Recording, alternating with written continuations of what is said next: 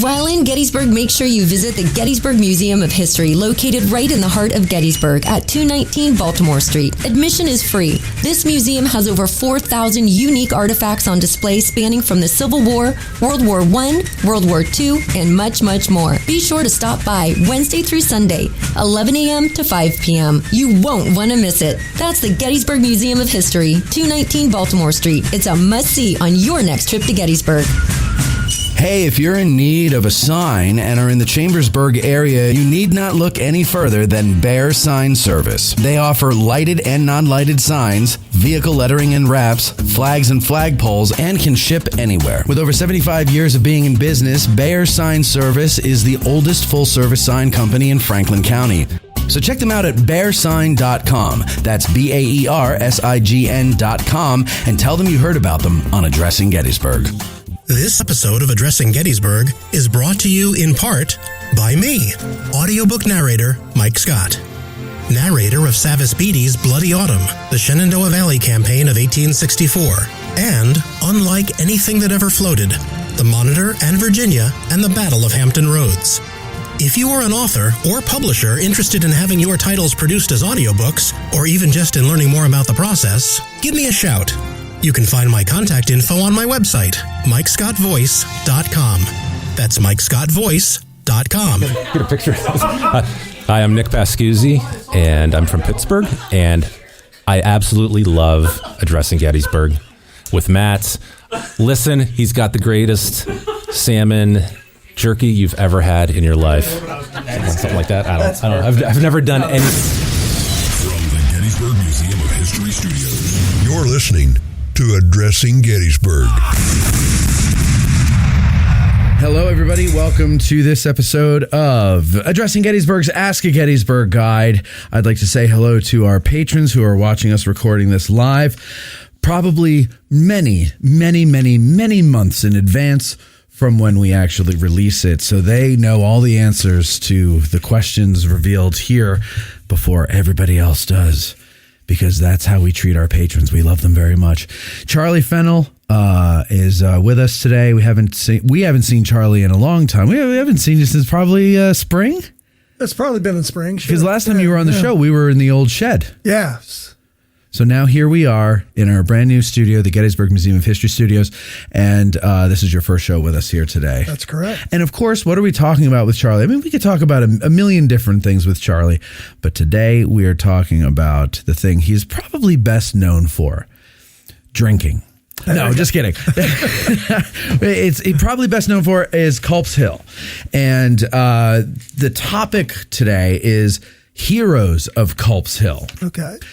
And now, so also joining us, by the way, is our buddy Six Questions Lens in the back room there. Hi, Mike. Hello. How you doing? Mike is Mike is monitoring the cameras and the comments and everything like that on Patreon today for us. So Mike, he's going to partake in the show as we go along as well. But I introduced Mike, A, because he's here, but B, because I want to make an example of him, so I figured I should introduce him first. Mike is the type of student of the battle who, and I think I was telling you this before you arrived, is a real pain in the ass. No, he's the type of the student of the battle who has that type of memory that's like a steel trap, and he'll read something, and you can mention an obscure regiment who barely did anything here, comparatively. And Mike will go, oh, Private, Tom Miller of Company E of that regiment, had this thing happen where, and it's this like intricate story. But not only does he, a lot of people can do that. I can't, but a lot of other people can do that, right? But not only does he have that story, but then he somehow can interpret it or analyze it and turn it into, like, tie it into something else. Anyone can remember a fact, anyone can remember a name, anyone can remember an anecdote, but to use it to illustrate and interpret the battle as a whole right? He's really good with that. And so I'm sure he's already got, as soon as he saw the topic, he's got, 12 people that came to mind, and he's doing his arm movements in the back there. So that tells me that's true. I can think of maybe 3. Okay. And I know the name of only one of them. So I'm very interested to hear this about the heroes. Who are Charlie Fennell's heroes of Culp's Hill? So let's get into that a little bit here, Charlie. We're not going to go into, this isn't a play-by-play on the battle on Culp's Hill, although some of the questions that you'll hear later are related to that, but that's okay. But what we're going to get into are just individual stories, right? So go ahead, Charlie. You take it away. Well, I'd have to start out by saying anyone that fought on Culp's Hill is a hero. Yeah, really. Especially on the Confederate side, going up against those breastworks that Greene built. But I think any talk about heroes, Culp's Hill, you got to start at the top, and that's George Sears Greene. He commands a brigade of New Yorkers in the 12th Corps, about 1,350 men, according to some accounts. Greene is one of only two brigade commanders at Gettysburg in the Union Army that has a full standing portrait monument dedicated to him. There's only two. Yeah. Okay, and as Harry Fawns in his book on Culp's Hill said no brigade commander, except perhaps for the exception of Colonel Strong Vincent, at Gettysburg rendered more decisive service than Greene. All right, so take a look at Greene. Greene, of course, is the oldest general in the Union Army at Gettysburg, 62 years old at the time. He's born in 1801 in Rhode Island, went to West Point, graduated second in his class, 1823, because he didn't try hard enough, so he's a number 2. You want to know who's number 1 all the time? It's Alfred Mordecai. Oh, of course. I'm sure that Mike knows a lot of stories about Alfred Mordecai. But anyway, he was graduated 6 years before Robert E. Lee attended the academy. Lee will graduate in 1829. Greene was held for at least 5 years as a math instructor and artillery instructor at West Point. So it's conceivable to say that Greene actually was one of Lee's instructors at West Point. Wow. Yeah, and then he goes off, to garrison duty. He went first to Fort Monroe. Being second year class, you get all the cushy places, So he wasn't sent out to the West to dance with wolves with Kevin Costner. He went to Fort Sullivan, Maine. Okay, and that was the frontier in those days. And unfortunately, his wife and 3 children died of the fever within 7 months of one another, devastated him. That was 1835, if memory serves. Leaves the Army there in 1836, misses the Mexican War, which is maybe one of the reasons why he was not elevated sooner or faster in the Civil War. But anyway, he at the time the war began, he was working on the Croton Reservoir in New York City. He was a city engineer of New York. He had remarried, had, 6 children to his second wife. He gets thrown off one horse, you get ride again. And one of his sons was first in his class at West Point, Francis Vinton Greene. He graduated first in the class of 1870. George was still alive at the time there. And one of his sons was also the chief executive officer on the Monitor when it had its historic clash with the Merrimack, or the Virginia, if you prefer, in Hampton Roads. He was never invited to Thanksgiving dinner because that was the time of the Army-Navy game. And Greene's a West Pointer. So he couldn't go to those. Very tough time for the Greene family. That's right. But anyway, his Civil War career begins in 1861. He becomes a colonel of the 60th New York. There he saw his first major action at Cedar Mountain. There under Banks, he cut his teeth in the Shenandoah Valley. Great educational opportunity for Union officers. Yeah, right. Being instructed by Stonewall Jackson. All the men above him were either wounded, captured, or killed at Cedar Mountain. So at Antietam, he commanded a division. Took over Geary's division of the 12th Corps there and did very well. I think Sears said that Greene's performance at Antietam was one of the bright spots in the Union story in that battle. So he was a division command at that point, right? It was, yes. Like temporarily? Temporarily. Yeah. Then he reverts back to brigade command here at Gettysburg. So as his men arrive on Culp's Hill, they were stationed initially when the 12th Corps comes up. Hancock used them to anchor the flanks. Mm-hmm. So Geary's men were sent to the vicinity of Little Round Top.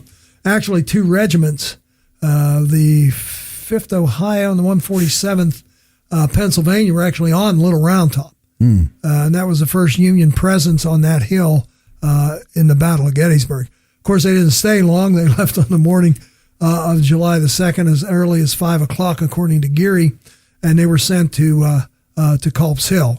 Greene's the first brigade to arrive on Culp's Hill there on the morning of the 12th Corps. I mean, the 1st Corps was already there, obviously, but they come up and they supposedly, according to George Collins, who wrote the history of the 149th New York, there was Geary called his brigade commanders together and they had a discussion about the practicality of building breastworks. Evidently, and it's probably goes without saying, the 1st Corps units that were stationed there, that would be Cutler's brigade in the immediate vicinity, had constructed breastworks the day before. After what they went through on the first day, I'd have them too. Sure. Yeah, I'd be digging caves. Oh my God. There. So anyway, Geary expressed the standard interpretation that, breastworks render men unfit to fight without them. The theory at the time, military theory, was offense wins. If you fight defensively, you're going to lose. And this comes from the Mexican War experience, I think. It's sort of like the NFL today. You chuck the ball, throw the ball, throw the ball, throw the ball. Okay. So that's the theory.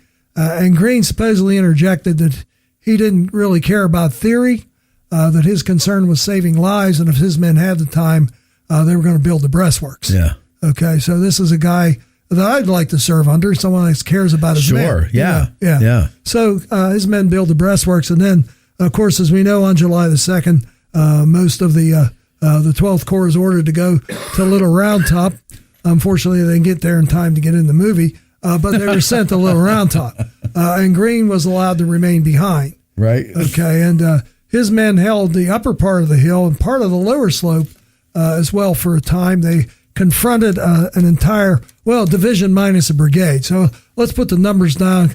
Around 5,000 Confederates, around 1,300 Union soldiers. So as I always tell people, it's better than 3 to 1, which you need to be successful in a military engagement, according to theory again, right. There. And so nowhere on the field at Gettysburg did the Confederates have that kind of an advantage as they did on Culp's Hill on July 2nd. And it was Greene's determined resistance and his men's determined fighting that saved the hill on that day. So as I look at the battle, I think everybody is gagas about Little Round Top, and yes, it will open eventually, maybe even in this century. Yeah, it might be open already by the time they're hearing this. We don't even know. We don't know. We don't know. And as far as I'm concerned, we don't care. We don't care. Okay. Because Culp's Hill is what we're talking about today, and that's what really matters. Right. And so this is where the Confederates, in my opinion, had their best chance for victory at Gettysburg, because Culp's Hill not only dominated Cemetery Hill, it was about, according to the recent GPS maps, I think it's 6 feet higher. Culp's Hill is than Cemetery Hill. Okay. Yeah. So 6 whole feet. Well, if I was 6 feet taller, I wouldn't be doing this for a living. Right. I'd be 11 feet tall. I keep bumping my chin on the rim. You'd just be doing freak shows. I wouldn't have to jump. Right. Okay. That's true. So anyway, it dominates Cemetery Hill. It also is the eastern most. Well, it's the eastern defense of the most important road at Gettysburg, the Baltimore Pike. Yes. And it was during a tour with you, I would say this is probably 3 years ago now. We went out, I want to say it was February. Okay. And there was snow on the ground, but it was, it had been there a week or something. It was like all frozen and crunchy and stuff. The roads were fine. But we were walking around and we were up by Lockwood's Brigade, that area there. That's by the Bitters Rock, right? Lockwood? He's up that way? Yeah, that's Eastern Shores up there. Yeah. Yeah, that's right. That's Lockwood. Okay, yeah. Yeah. So we're up in that area, and I just happened to glance towards the Baltimore Pike. And because it was winter, and I would argue because of the snow. Yes. I was able to not only see exactly where the Baltimore Pike is in relation to Culp's Hill, but also a little later I caught a glimpse of Powers Hill And I remember saying, is that Powers Hill? And then you said, yeah. And because of the snow, I was able to see it through the trees. Because when there's no snow on the ground, there's no contrast between all the layers of trees that you're looking through and then the hill itself. And, and you can still see the Baltimore Pike without snow because you'll see sun gleaming off of the cars as they go by, or you'll be able to see the cars go. But that was the first time I realized just how close Culp's Hill is to the Baltimore Pike, and how close the Confederates came, especially on the far right, to being able to get to the Baltimore Pike. I don't think, same thing as with Pickett's Charge, I don't think once they got through, they would have been able to do anything except for annoy everybody because they had no one to exploit the breach. But, still, it is very close to Baltimore Pike. Oh, it is. Dangerously close. Yeah. Yeah. 400 to 500 yards at the most. Yeah, that's not far. Not far. Yeah. And that's the most, like you're saying, that's like the most vital road for the Union Army. And it's less than a mile from Meade's headquarters. Yeah. Really tight on the right of the Union line there. I mean, everything's really tight. That's why Meade wanted to maybe plan or execute an offensive on the right flank to straighten the line out, to get it away from that vital artery. Right. Yeah, but it was deemed impractical by the men Warren was one, and I'll probably consulted Hunt. I would, if I was Meade. And then, of course, the other was Slocum, whose men were there. And they said, no, it's just... But why would you want to leave that hill? Yeah, I know. Well, there you go. I mean, it's you're the safety of the high ground behind breastworks. Yes. All right. So, but I interrupted you. So go ahead. So, keep going. Greene, his men held the hill, and that's why we have a July 3rd. Okay, because if they take that hill on July 2nd, chances are the battle ends at Gettysburg. Okay, so it was one of the most. Why is that, Charlie? Explain that to people. Well, because the Union Army. Well. Of course, if Greene's men had been driven off the hill and the Confederates proceeded, they'd been behind the whole Union line. Right. And of course, you have Confederates in front of you, Confederates behind you. It's night. What are you going to do? Get the hell out of there. I'm headed for Maryland. Yeah. Okay. And so this is the moment, the psychological moment, if not the physical moment, that the Confederates had a chance to actually win the battle there. And of course, the battle starts again on July 3rd. On the morning there, and Greene's men are back at it again. You can say all you want about Vincent's brigade. I'm being in Pennsylvania, Western Pennsylvania. I have a soft spot in my heart for Colonel Strong Vincent, what he did on Little Round Top. But his men had the day off on July 3rd. I don't care what the movie says. Greene's men were involved in a 7-hour struggle, and Greene was instrumental in that as well. So it was his leadership, his foresight to build the breastworks and even a traverse line to protect this flank that determined the outcome. As one of his officers said, if it wasn't for the breastworks, we would have never held off the Confederates. It had blown right over us. I mean, they were so outnumbered. Yes. Yeah. I mean, I agree with you. Okay, so I agree that, Mike, how about you? You agree Greene is one of the heroes of Culp's Hill, for sure, right? Absolutely. Yeah. I mean, one of the heroes of the battle overall. Yeah, good point. And for all the reasons you lay out there, I mean, you're right, the breastworks and did he argue when Geary called all the brigade commanders together to talk about doing that? He was for it. Was Geary kind of like, I don't really know if we should do this? Like, I feel like I heard a story where everybody else was kind of like, no, it'll make them lazy. Like if we let them hide behind. Well, men that fight. I mean, you build a breastwork as a perfectly good barricade to hide behind. Are you going to be enthusiastic about jumping over the other side? No. And going down the hill? But that's the point. That's the point. You want to hold the hill. Yeah. Yeah. And don't want to go down the hill. And so, I think Geary related, they didn't do us much good at Chancellorsville, which is one of the first times the Union Army actually went into a defensive position and built breastworks. Okay. Of course, breastworks are only good as long as you protect the flanks. Once you get on the same side of the breastworks with the enemy, that doesn't work anymore. Right. And that's Chancellorsville. Yeah, their breast don't work. Yeah, they don't work. Yeah. Yeah. And so this was one of the things, and of course it renders you immobile. You can't take them with you. No, they're not portable. Right. Which is why Lee was able to do what he did at Chancellorsville, break every rule in the book, because he knew he could. Right. Once Hooker builds breastworks, he's not leaving. Right. Okay, so you send your army around, most of it, and you and your staff defend against 70,000 Union soldiers, that's a little exaggeration, but I like exaggeration. Being Irish, it comes natural. But the point to be made is he took his army, broke it up into 3 tiny morsels to be devoured, and Hooker didn't take advantage of that because he has these breastworks. He's going to slaughter Lee's army. So it makes you complacent, even when you have the clear advantage. Right. Yeah. And so that's the beauty of Lee. He sees the situation. He's able to adapt to it. He built breastworks there too, Sure. Yeah. Yeah. But he took his men out of them. He wasn't wedded to them. Right. And so this was what Geary was alluding to. And I think it was if you want to get in Geary's head, it's a just, not so much an argument, but a concern.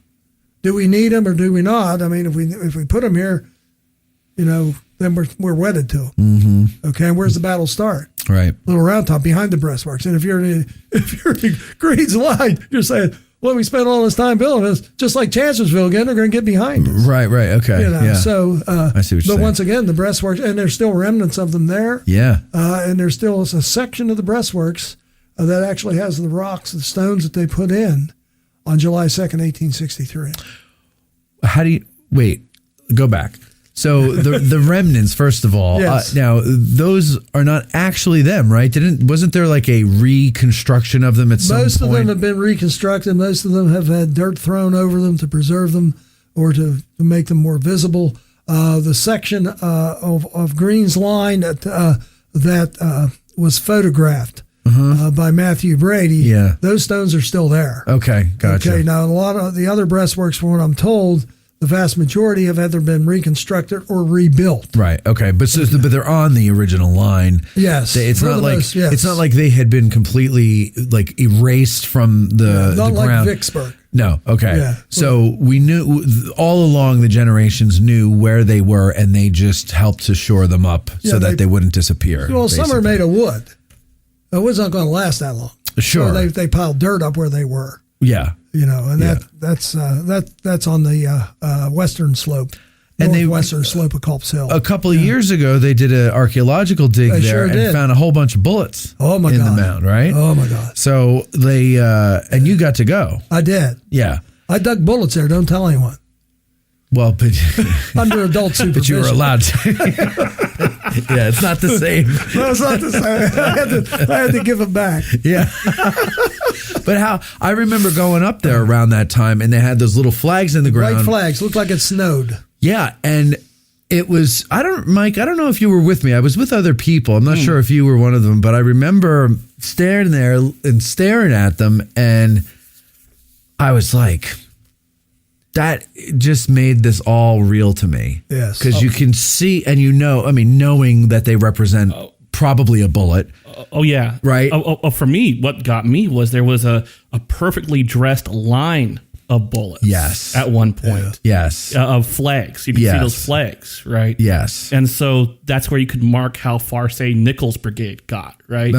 At one point. Because of all those dropped bullets. In that area. Right, because it was down on the slope, too. It wasn't just right there on the breastworks. So that was, No, that was really cool to see that. And it's little things like that, because that's where that bullet landed. If you could find the bullet and the trajectory of the bullet, you could trace it back to where the guy stood, and that's his mark in time. It is. You know what I mean? They haven't been touched. Hasn't been touched. Yeah. That's what's so fascinating about that to me. It gave me chills looking at it because I'm like, my God, like this really happened here.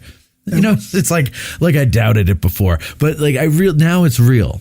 And what they found out, and this is why archaeology is valuable. There's a lot of reasons why, but this is one reason, is that they found drop Union bullets in the ditch behind the breastworks up where that photograph was taken by Brady. Yeah. You go further down the hill, the Union bullets are on the other side of the breastworks because they dug to redig the trench. They dug and threw the dirt over to rebuild them after the battle. And so that's how we know that one stretch that's cool. Not touched. Wow. You want to get close to the soldiers who fought at Gettysburg, you go there. That's as close as you're going to get. And so that stretch that you're talking about is right below, was it the 150th New York? It is. Yeah. And right in front of it, actually. Right in front of where they were. Yeah. And there's a marker there that has the photograph that you're talking about, and you can see where it is. It's facing the wrong way. Yeah, well. Don't tell anyone. Listen, I mean, come on. Okay. We're lucky we have it there. So Greene is the ultimate hero, in my opinion. On Culp's Hill, all right. If not ultimate. The battle itself. He's the ultimate of Culp's, perhaps the battle. Next, who's below the ultimate? Well, I just followed down Greene's line. I think one of the unsung heroes, a man that's not very well known, as Lieutenant John Kelvin Owen Reddington. Great name in Civil War history, of course.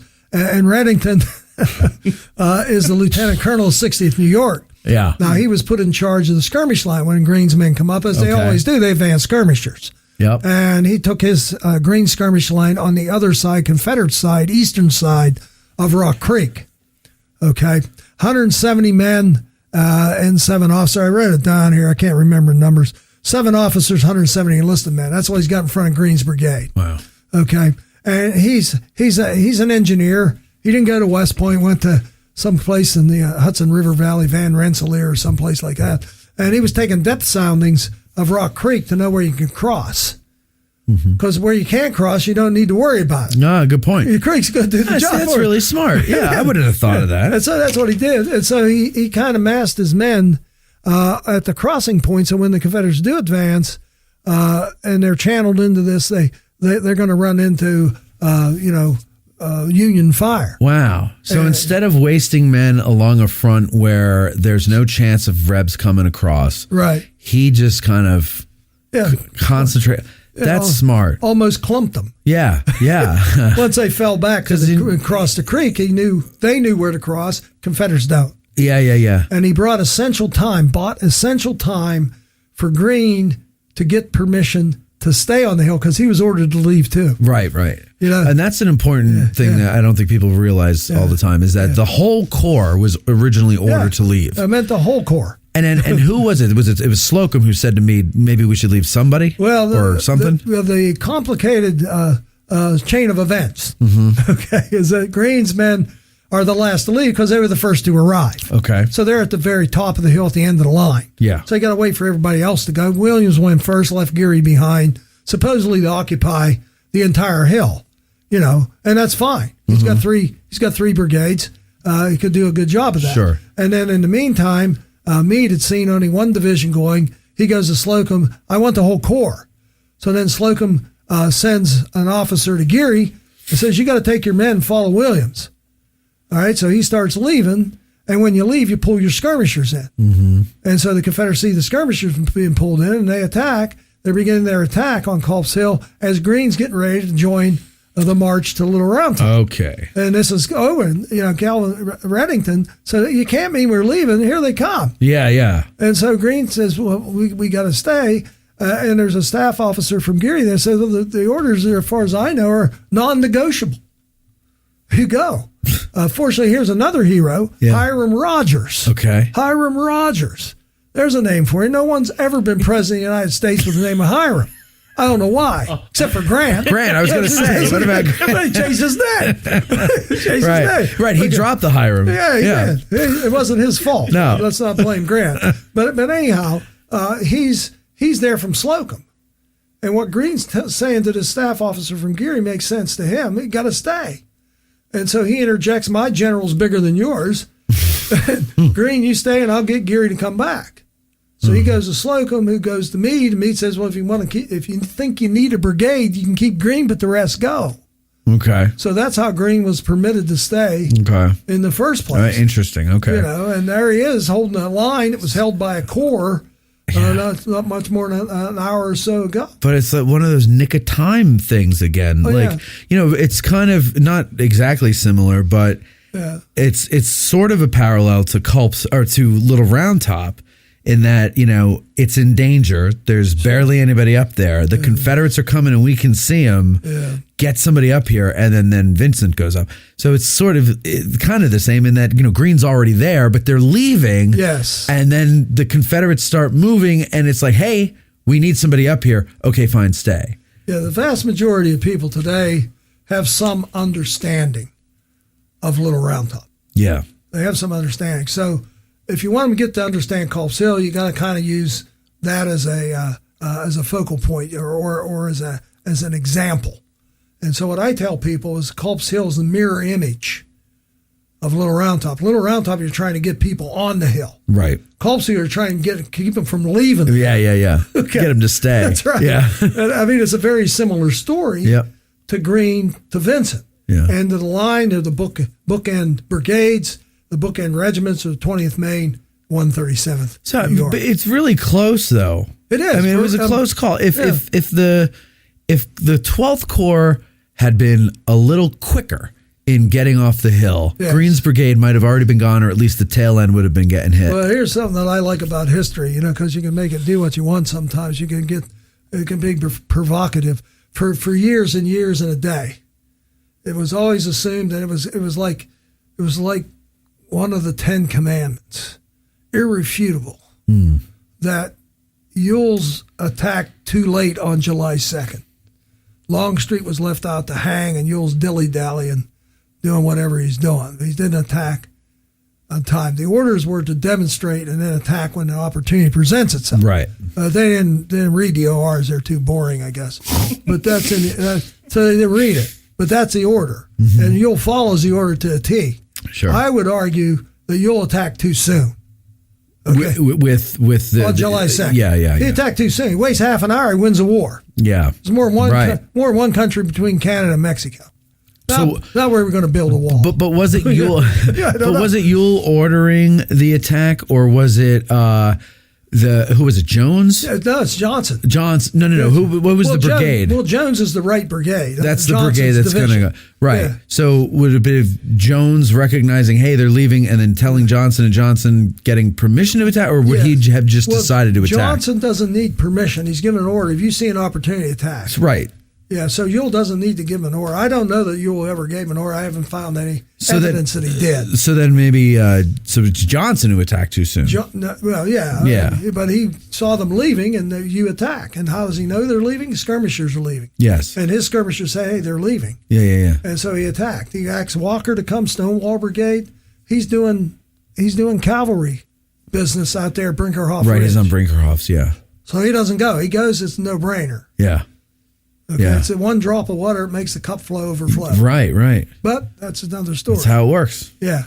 Okay, so I would say that Reddington is another one of those unsung heroes. His men actually captured 12 men on the skirmish line. Another one's Goddard, who commands the 60th New York. I mean, these guys were hit first, as they come in there. And he's commanding 60th, and they're up against probably close at one point or another, close to 1,000 men. They have 273 men. They got 1,000 Confederates trying to blow through them. God. And he said we fired and we ran out of ammunition 3 times. He said it was quickly resupplied, except for on one occasion where we held the hill for, he said, half an hour. I bet it's like 5 minutes. Yeah, it probably felt like with fixed bayonets only. Sure. And then he orders his men over the breastworks to charge down the hill. And they do it. They go down and they capture Confederates, and they get 2 battle flags. They capture 50 men and several officers who are laying there, who are either afraid to advance or retreat because of the volume of fire. Okay, and they got a brigade, got Jones' brigade flag and a regimental flag there of his brigade, a Virginia flag, and no medals are given for it because he turned in a report. Let's see if I have that here. I have a little secret. Here thing, a little pamphlet. Let's see what it says here. Written by who? Some Fennell. Probably his McCormick Spice Rack. But anyway, Goddard reported the capture of the flags. It's in the supplemental. Yeah. It's not in his regular report. So you got to go to the supplemental. You want to find. He said the fire, and he's referring to his fire, the 60th New York, was so galling that the Confederates abandoned the flags and the prisoners who were captured were afraid to advance or retreat. The color bearers were both killed. The blood of one could be seen on the larger one. He had advanced within 20 paces of the breastworks. It got right up there. 7 officers were found dead on the ground, covered by the colors in the guard. And this shows the desperate valor of the rebels and the fearful accuracy of our fire. And I think that probably is the best description you will have of the fighting on Culp's Hill. Okay. That is, sounds ugly. And, to get to the Confederate side there, we got the Louisiana Tigers. You know how they can be. Sure. They get a little excited. And the color bearer of the 1st Louisiana, which is fighting there on Culp's Hill, they're in Williams' brigade. Okay. Which is really Nichols' brigade. Right. But he was wounded at Chancellorsville, so he's not with them. So I always use, when I do tours, I call it Nichols' brigade because we got a Williams in the Union Army, and I get tired explaining which one I'm talking about. Yeah, good. Okay. So I'm sorry, Jesse Williams, but I use Nichols. And the color bearer advanced so far forward, he knew he couldn't get away.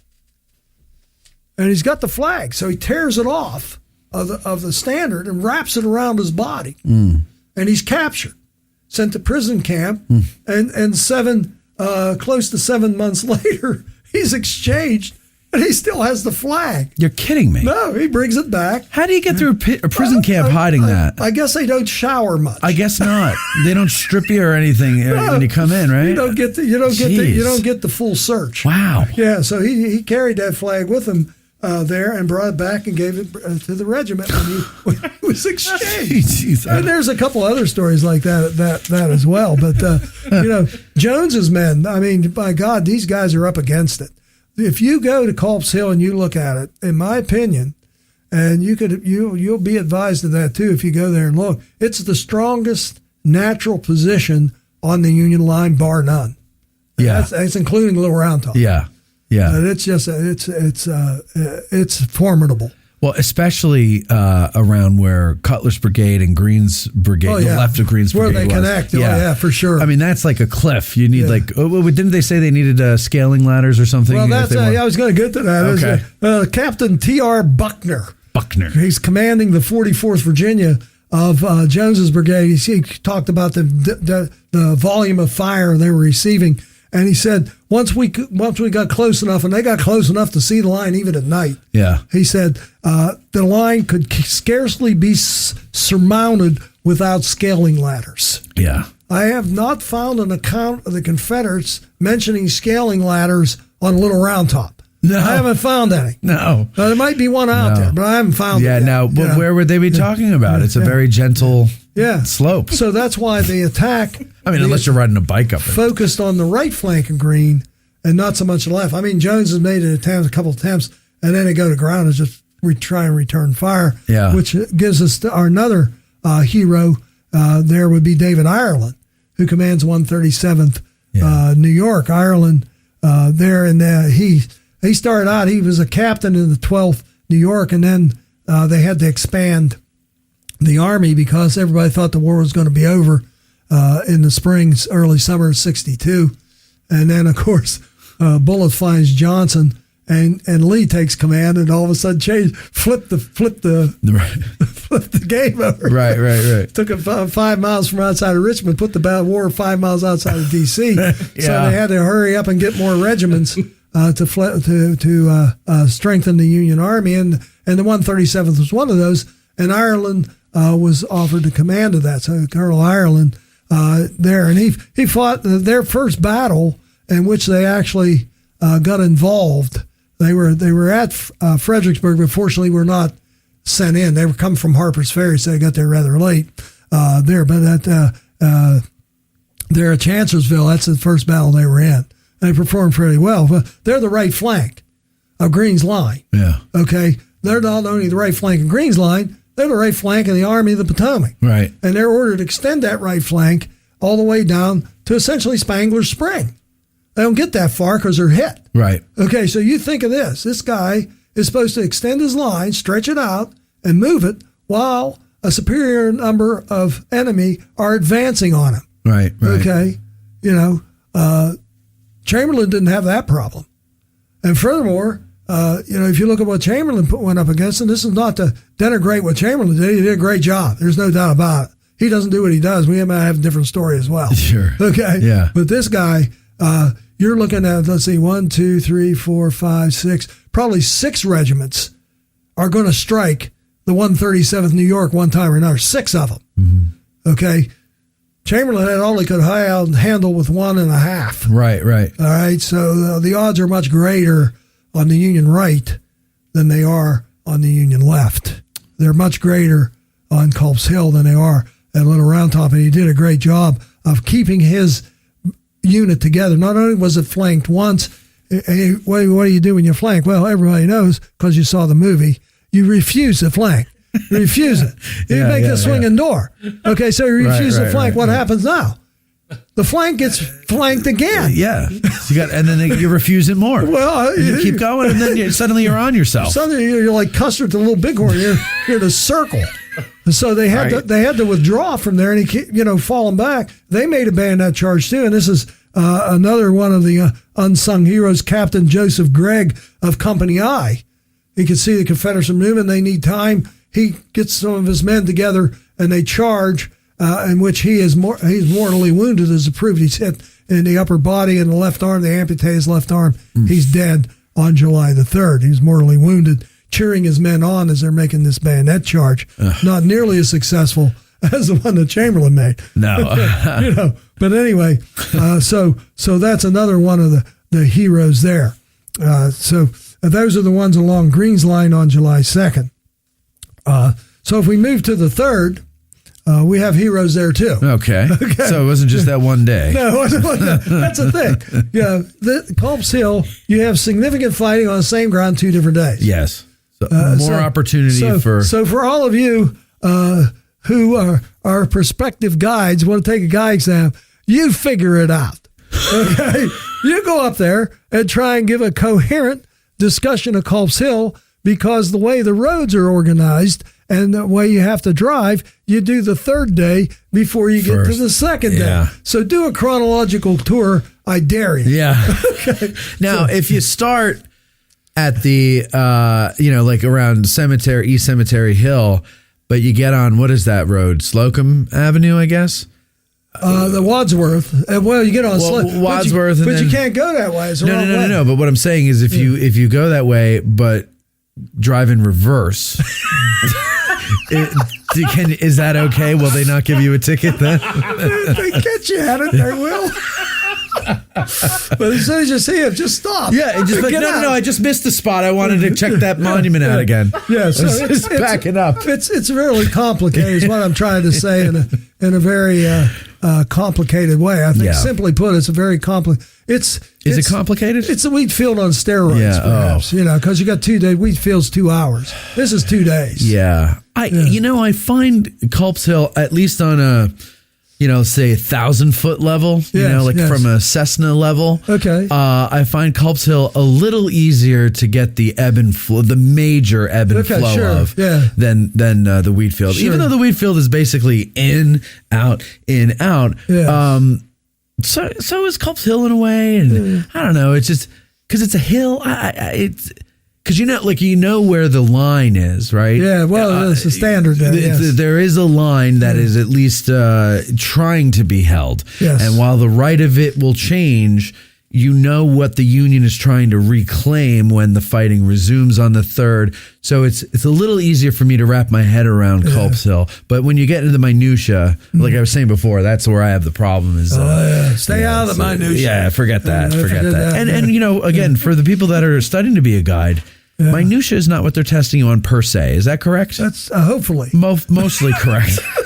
I mean, you don't have to be these people that know the finer points of everything. Yes, the shoe size of John White Geary. Correct. That's insane. That's irrelevant. Irrelevant and insane. It is. They're not going to quiz you on that because the license itself is for a general overview 2-hour tour. Correct? Correct. Okay. So for those of people who have the anxiety out there, so relax, take a deep breath, be able to do a general overview. Just remember this.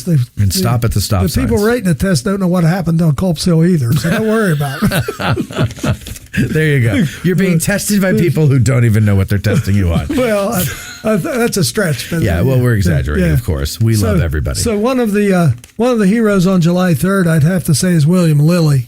I know Mike was mentioning him. Billy Lilly. Yeah, Billy Lilly, guy was the flag carrier, the 149th New York. He's carrying the flag there, and the flag was hit 88 times.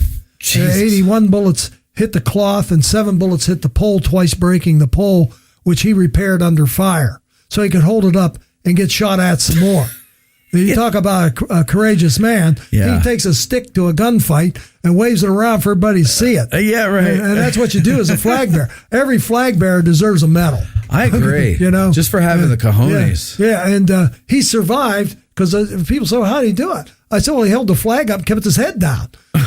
He's not behind the breastworks. Right, he's just doing this. If you look at the 149th, they have a really good piece of artwork on there of him repairing the pole, and he's kneeling down. Yeah. And that pole is on display at the Onondaga Historical Society today. Oh, yeah? And the flag's there, and I'm not sure if they really got it unfurled yet. The problem you have with cloth, over the years it gets brittle. Yeah. It dries out. Right. Okay, you try and unroll it, you're going to have dust. Yeah. And Pennsylvania figured it out. We put them in humidifying chambers. And over the period of a year or more, we reintroduced moisture into the cloth and gradually were able to unroll them. Yeah. And we put Mylar sheets on top for weight and flattened them out. Yeah. Okay, but it's an expensive, laborious, time-consuming. That's up process. at the Capitol, right? Where are those? It's at the Capitol. It's at the Capitol. Yeah, they're in the Capitol. See, now everybody thinks that Pennsylvania is a bunch of dullards who can't figure anything out. We figured that out.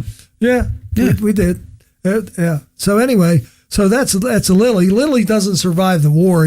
As you imagine, most flag bearers don't. Yeah. And he's surprised he survived that. He was killed at the Battle of Waxahachie. And that's another very famous Civil War battlefield. Just about everybody's been to Waxahachie there, and I'm being facetious, whatever that means. Okay, maybe 11 people have been to Waxahachie, and they didn't know they were there. And 3 of them had heard of it before going. Because it's a shopping mall. Is what it is. There's a monument over here and one over there. It's completely gone. Yeah. But that was a bad day for the 12th Corps. Geary lost his son there. Greene was seriously wounded in the face. Bullet went through. His one cheek came out the other there, and that's where Lilly gets killed there on that field. That's Waxahachie, and that's in October of '63. And now somebody's getting their nails done at the strip mall. Yes. Yeah. Oh yeah. I mean, I'm sure, all civilizations have built on ground where people died in some battle. Oh, yeah, sure. Go to Europe. Exactly. and there's probably, battlegrounds that European towns and cities are built on that they're completely, they're so long ago. No, but they're not prehistory, but they're, pre anybody giving a shit. And so so it's one thing, but we know when that area there, that battlefield was being built on, there were probably people who were alive who met a Civil War veteran. Yes. So we were that close to the Civil War, and that that the locals there would allow that building to occur. It's true that money talks, man. It's all about money. There's certain things that are sacred unless you can't make money off of them. Well, Waxahachie's kind of to Lookout Mountain, like the Hanover cavalry action is the Gettysburg, or the Camp Letterman, or It's just on the periphery. Yeah, you got this battlefield. Isn't that enough? No, yeah, right. So, right. What more do you need? So Lilly's one of them. There. I also want to mention Sergeant Malin of Company K, 111th PA. Another PA boy, Western Pennsylvania boy, there. And on July 3rd, you're in there 7 hours shooting at one another. He noticed that there was a barricade of rocks and smoke coming from it. And so he took a bead on, fired, waited a couple of minutes there, and all of a sudden there's more smoke. And he fired again. More smoke, fired again. He's getting kind of frustrated because he thought he was better than this. He was from Western PA, northern part of Pennsylvania, up around Erie County and in that area, which is still wilderness at this time. Yeah. So if he wants meat at the table, he's got to shoot a deer. You miss it, you're vegetarian. He's a good shot. At least for a day. Right, he's a good shot. Excellent shot. Prided himself on his marksmanship. Yep. Okay, fires in there 6 times, and then after the battle's over, he affords himself the opportunity to go down and say, how was I missing that guy? He goes down, finds 5 dead Confederates behind the barrel. Right. He hit him every time. Yeah. Now, so there's a split rock when you're coming on Lower Culp Hill and you're coming down around that sharp bend. Yes. To your right, there is a split rock, and then just beyond that, down in the little dip, is the 111th monument. Yeah. Is that where you think it could be? I'm not sure. I walked out there several times out into the woods area, and there doesn't seem to be any rocks that seem to fit the bill. The problem is with that is when they put the road in, they altered the landscape. Right. You know, so it doesn't look like that would be a place you want to hide today. So, I mean, that's what I'm thinking is that, does he describe at least where in relation to their line the guy is? It was out in front of it. Out in front. But at this point, though, are the Confederates still on Lower Culp Hill? Yes. Okay, so it could be there. It could be there. Because remember, they're in the traverse, too, right. So they'd be facing that direction as well as into the woods. Yeah, so the 111th front would be further back, like where the 14th Brooklyn's Boulder Monument is, or you know, like in that area there. Yeah, the 111th Monument was put where they formed on July 2nd, not where they fought. Right. On July 3rd. Yeah. Okay. So where they should have stayed. Yes. Had everything just been... They're in the saddle. Yeah. Right, yeah. Okay, go ahead. Yeah. Okay, so we got Sergeant Malin, and then, of course, we have the July 3rd there at the morning, and I think it's early morning, but we can argue that. It doesn't matter. It happened whenever it did. Charges 2nd Massachusetts, 27th Indiana, charging across Spangler's Meadow. Yeah. They're trying to get behind the Confederates who had breached the Union line before. And, of course, I just want to mention the 2nd Massachusetts certainly deserves our attention as well. But 27th Indiana, one of my favorite regiments because I missed it on the guide test. Put the wrong number. I put the 25th. I was so close. I hate numbers. All right. But anyway, they charge across the meadow there and advance towards the stone wall. And this is when extra Billy Smith's men come in and they get him in a crossfire and they got shot to pieces there. And 9 members of the color guard were all hit. And the monument there, it said 4 color bearers killed, 4 color bearers wounded. The last of the original color guard to go down was Colonel Sergeant Files, Color Sergeant Files, not Colonel Sergeant. He got promoted. Was among the last, if not the last, of the 9 to go down. They eventually pulled the flags out there, but with his accustomed fiery zeal and courage, Files waved the colors and pressed forward to almost the base of the rocks where the Confederates had their line. I want to mention, I know one of the questions was about the tallest regiment in the Union Army, 27th Indiana. Yeah. Okay. I don't know if it was the tallest regiment, but Company B was the tallest company. Okay. Because you had to be over 6 feet tall to get into Company B. If you weren't over 6 feet tall, Company C is still taking people. You could go there, okay? And my hero is David Van Buskirk, who's the captain. Yeah. 6'10.5". Jesus. And over 360. If only they had basketball back in those days. That's what I was thinking. Yeah. I always tell a story about Bobby Knight one night out there trying to get him out of his grave. He's buried where the University of Indiana. Yeah. Hit him there trying to get him that electric thick shock. Get him back. The defibrillator. Oh my God. What a low post. Yeah. But anyway, I mean, this guy, just to be that big and be in combat, you got to be ready because you're Oh, you're target. Talk about a guy with a flag. And his 2 brothers were in the company. Unfortunately, the only picture I've ever seen of the 3 of them, they're sitting down.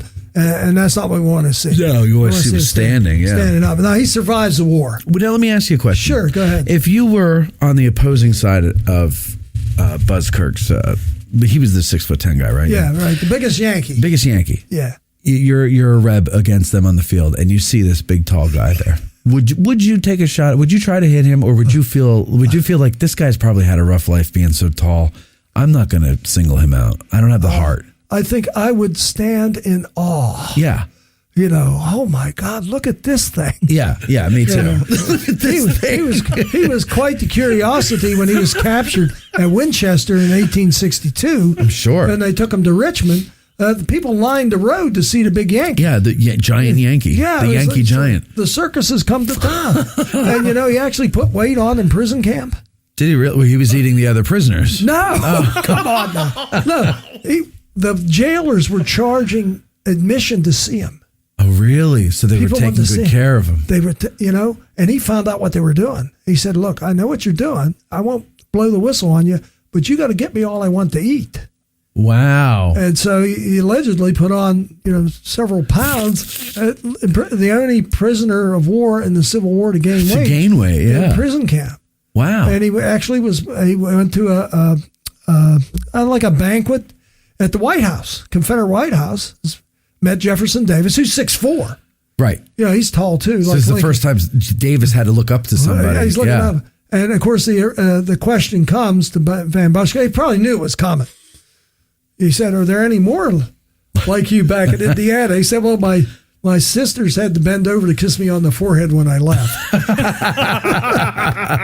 So evidently, he had a sense of humor. And probably so did Davis. I'm sure he got a chuckle. Yeah. But anyway. So that's David Van Buskirk. That's funny. Yeah, that's David Van Buskirk. Wow. Right there. On the Confederate side, there's a lot less, in terms of actual accounts, because they're too busy fighting, I guess, to remember all the heroism that went on there. But Major Lee, Benjamin Watkins Lee, he's a chief of staff of Johnson's division.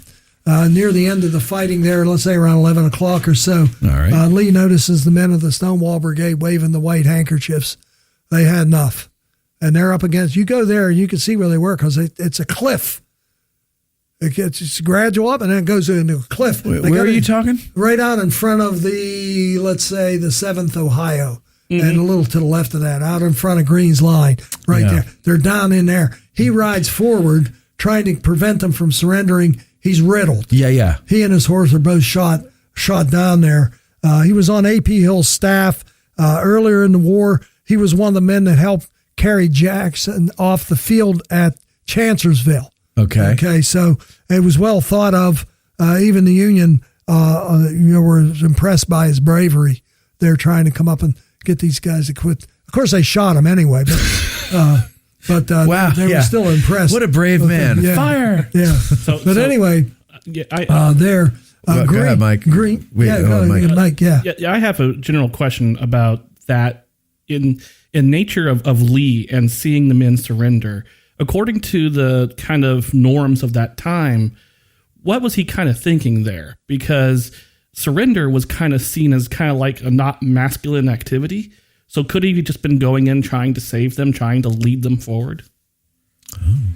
Go ahead and repeat it. In other words, was he going in to try to buck them up and make them not surrender and get them to go forward? I think is that what you're saying, Mike? Yes. Yeah. He was trying to get them to stop, to not surrender. I'm not sure he was going to try and get them to go forward because they got as far as they're going to go. Yeah. Well, right. There's really nowhere to go. Yeah. So I think that's what he was doing. If you ever get a chance when you're here and the weather's nice enough, go walk in that area there in the woods. Go off the road, walk in the woods, and you'll see how formidable that part of Culp's Hill is. Yeah. Stay on the mode path. Yeah, I didn't say that. I apologize. Along with those lines, of course, the charge of the 1st Maryland Confederate. What a charge that was. There, Perkins M. Moore was their color sergeant. What's the first name? Perkins. Perkins. Oh yeah, Perkins M. Moore. He's from Trapp, Maryland, Eastern Shore guy there, and a resident of Trapp. And as he was moving forward, he was shot in the bowels and testicles, and down he goes.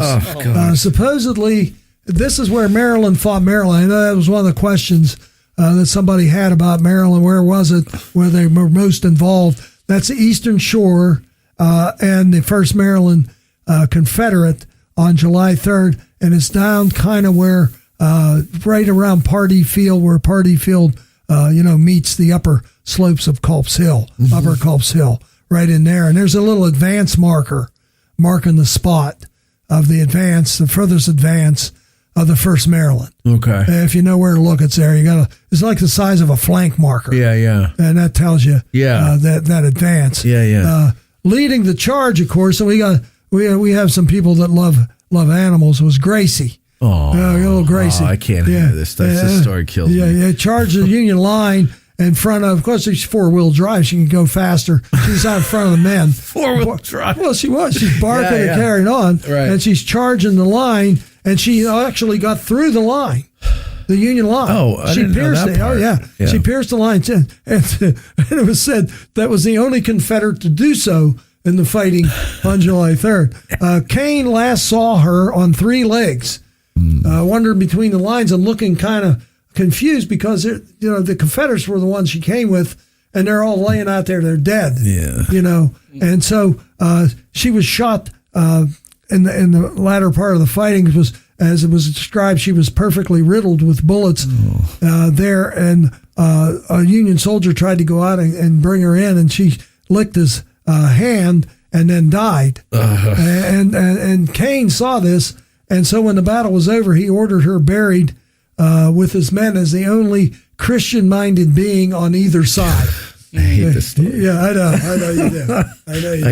I can't. And while we're on this, on the Maryland charge, desperate though it was, they took like 50% losses in the battle.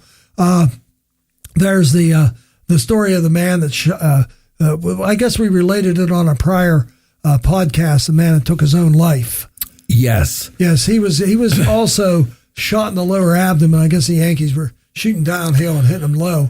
But anyway, and he's laying there, and of course I should have pointed out, according to one account, it was John Ross that drugged Perkins M. Moore into the Union line, and Ross was his cousin. Okay. So they knew one another. But this guy was similarly wounded, and he's laying there between the lines, and the Union are trying to tell him, crawl in, we'll help you, help you. And they saw him take his gun and load it, painfully load the gun, and then cock it, and put the cap on. And when the gun cocked, you could hear 100 hammers cocking along the Union line. And then he supposedly put it under his chin and used his rammer and pulled the trigger. Now, there are 3 different accounts of this. It's related once again in Fonz's book on Culp's Hill. There's a Confederate account and a couple of Union accounts that they saw this actually happen. Yeah. And, of course, the Confederate said he did not want to suffer the shame of surrender, so he took his life. Actually, what I think, he's gut shot. Yeah. You're going. You're gone. And you're facing an agonizingly painful death without dignity. Yeah. And so he wanted to end it quickly. Sure. And I think that's why he shot himself. So that is actual an account. And it did happen. I was thinking this morning because, Pete Carmichael did a lecture on Sunday about the letters of a man from the Iron Brigade, John Partington, to his wife and his back and forth. Mm-hmm. And it was really good. And it's got me thinking about a lot of things. And one of them is something that I try to do when we do the show is remember my own humanity and relate it to these people. They're not, for lack of a better word, robots. These are human beings. It's only 160 years ago. Humanity has not evolved that much. We're still basically the same people we were when we were cavemen, the way we're wired. Pain is pain. A slow death is agonizing, no matter what era it's in. And I think one thing that we often do is we forget that these are people. And we, especially with the Civil War, I think the Civil War has been so romanticized in the American psyche for generations. And that romanticization has been passed down and built on, and it's so convoluted. I don't really know what to believe about the war anymore, Charlie. The more I learn, the less I understand, sure, and the less I believe. And so, But we the one thing we don't look at them as is people. We don't look at them as fully formed people. They're these docile yet heroic people we see in the tintypes and the glass plates, almost like movie figures. They're like movie figures. They're not real. They're personas that we've concocted in our minds. And so when you hear stories like that, I love hearing stories like that. Not because I love the misery of it, but because I love the humanity of it. Because it reminds me that these are real people, and that. I shouldn't romanticize this. I shouldn't treat this like, oh, that's so cool, blah, blah, blah, blah, blah. Like, no, this guy's, he's a young man. He was plucked out of his life to go fight this stupid war. And here he is in front of, he's in front of all these people who clearly understand what's going on. They're aware of him because they're saying, come over here, we'll help you. Yes. And that's the enemy, by the way. That's right. And they're saying, come over here and we'll help you.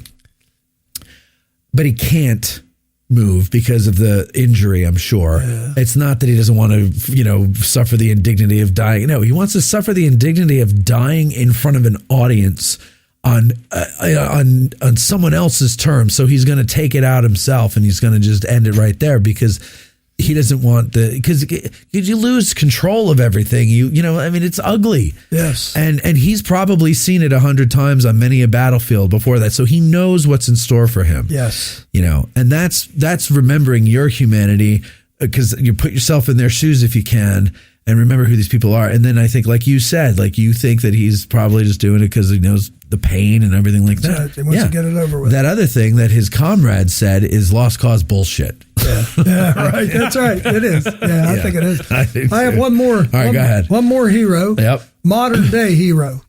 Okay. Oh, please, Charlie. Thank you. But no. Oh, I thought you were talking about me. I want to talk about me. I'm talking about Mike. No, I'm not talking about Cliff Greene. I don't know. You know Cliff. You've heard of him. Who? Cliff Greene. I know the name. Okay, Bream is he's from the Bream family. Bream's Hill, Black Horse Tavern. They were in this area 6 generations before the town was founded. Okay, so they go way back. Wow, they're early settlers. Very early, yes. Wow. Okay. And so, as a kid growing up in Gettysburg, Sundays you did one of two things because the NFL hadn't bought Sunday yet. Yeah. You either took a nap or you took a walk after the big meal on Sunday. Sure. So he and his grandfathers and his sister would go walking. Then they walked Culp's Hill. Mm-hmm. And he thought it was the most beautiful place on the battlefield he'd ever seen. And they walk up and through and use some paths that were not designated walking trails. But anyway, they would go around and he just loved it. So he goes off to California, makes a lot of money. So he comes back to Gettysburg and he comes to Culp's Hill and there's nobody there. Everybody's Little Round Top or somewhere else. Mm-hmm. McDonald's has more people going to it than Culp's Hill, right? And so he wonders why. And so he started asking around, and so they connected him with me. And I told him, well, I said, for one thing, you can't see anything in Culp's Hill. It's too wooded. It's overgrown. And there's no real interpretive plaques here to tell people what happened. So why would you come here? You can't see Maryland from Culp's Hill. You can't do it unless you go up the tower. To the tower, yeah. Yeah, you got to earn the view on Culp's Hill. Sure. Anybody can get it on Little Round Top. Exactly. Only real men and women. That's a great point. And get the view on Culp's Hill. Little Round Top is easily accessible. So he says, how can we change that? I said, well, you got to make it understandable. And so he started the process, and I admire him because he's the guy who went up and the parks. How can we get them to understand this? Yes. I said, well, they're killing Little Round Top. They're wearing it out. And I said, maybe if Culp's Hill is more understandable, more people would come to Culp's Hill and less the Little Round Top. Yep. And so he started, he said, well, okay, what would you clear if you had a chance to clear? I said, right out in front of Greene's line. Yeah. That's where the war was determined. Yep. Yeah. Gary said he buried 900 Confederates out in front of his line. Now, that's probably an exaggeration. Sure. But anyway, there's a lot of dead Confederates out there. And so he goes, and about the next day, I think he called me up. He said, you got some time? I said, yeah, I got some time. So we met, and we went over to Culp's Hill.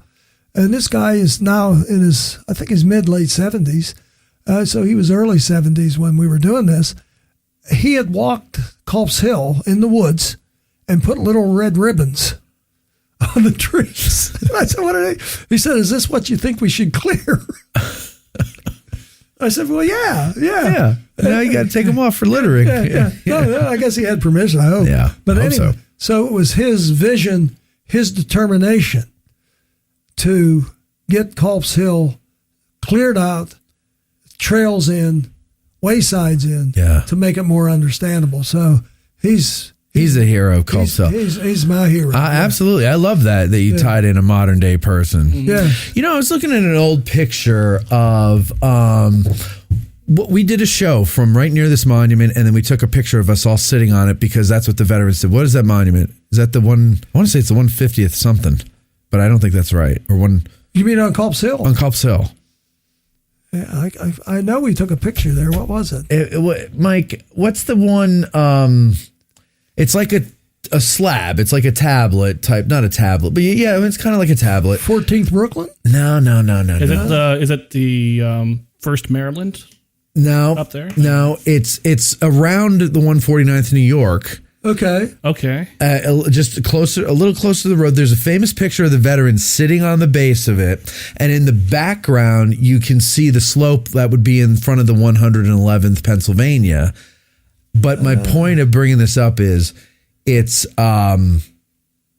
those woods in the background there are sparse. Like you can see 137th New York. Oh. No. It's up from we were doing a show about the 137th, but it's up. It's just a little bit up from there. That'd be 7th. Is it 78th? Maybe 102nd? No, not 78th, 102nd. Oh God. It's like, I don't even know where to look to find it, but it's not the 137th, but it's between them and the 78th, 102nd. Not, I mean, that's a pretty big gap there, but closer to the 150th or 149th New York with the flagpole and everything. I can't. I want to say it's an Ohio regiment, but that'd be the 29th. Yeah, 29th Ohio. That might be it then. Yeah. Okay. Yeah. 29th Ohio. So in that picture, if you look in the background of the picture, not of the one of us, but of the veterans, yes, you can see. You can see a lot. Yes. In the background. I think, and they'll never do this. There's no private investor who would give this much money that it would take to do this. But I think if the park could really clear Culp's Hill, because I don't know how many years, it was a few decades after, it could have been cleared since the battle. But I have a feeling that Culp's Hill was not as wooded as it is today, clearly. Look at the photographs. Well, yeah, exactly. I mean, at least the undergrowth. Right. But I would imagine that there were some woodlots that were missing that are there now. There has to be some new growth there. Oh, yeah. Post-battle growth, I mean. You mean in Culp's Hill? Yeah. Oh, absolutely. Most of it is. Most of it, right. So if you walk through those woods, you'll find a lot of big trees that were probably witness trees. Oh, sure. Yeah. It is fascinating. It is a place that I hope that more people would visit, especially since Little Round Top's been closed. But you have a great point. I think the thing that brings people to Little Round Top is the view. Yeah. And it helps. The Chamberlain story certainly helps. But I think really ultimately it's easily accessible and it's such an amazing view. And that's why people give it more attention. But really, as far as a number of hours fighting, the number of troops fighting on it, Culp's Hill is the one that really deserves. I mean, I think it all deserves our respect and attention. Sure, yeah. But I mean, really, if you're going to play that game, then Culp's Hill is the one that really, I mean, like you pointed out in the beginning, had that fallen, that would have made all the difference. Whereas if Little Round Top fell, I don't know if that would be that big. I mean, it would be a big deal, but it wouldn't be that big of a deal. Or as big of a deal. No, it wouldn't be as big of a deal. Yeah. You're right.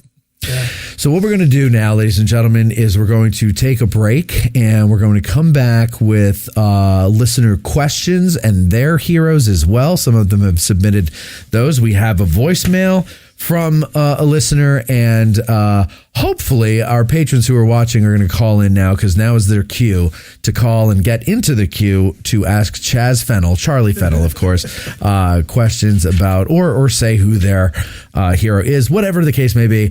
We're going to do that right after the break from our sponsors here, or the messages from our sponsors. So please stick around, and we will see you on the other side of the break. We'll be right back. Seminary Ridge Museum and Education Center, Gettysburg's premier museum, is housed in the historic Lutheran Seminary building constructed in 1832, a witness to the first day of battle. The museum's 3 floors of exhibits connect visitors to the dilemmas that led to the Civil War, provide a powerful and personal view of the battle's first day, and explore one of the battlefield's largest hospitals. No visit to Seminary Ridge Museum and Education Center is complete without a guided tour of the building's famous cupola, where on the eve of battle, officers and civilians saw thousands of Confederate soldiers' campfires burning to the west, and Brigadier General John Buford watched for vital federal reinforcements as fighting erupted on the morning of July 1st. Today, you can stand where Buford stood and discover how this view helped chart the course of the Battle of Gettysburg. Your trip to Gettysburg is not complete without a serious visit to Seminary Ridge Museum and Education Center,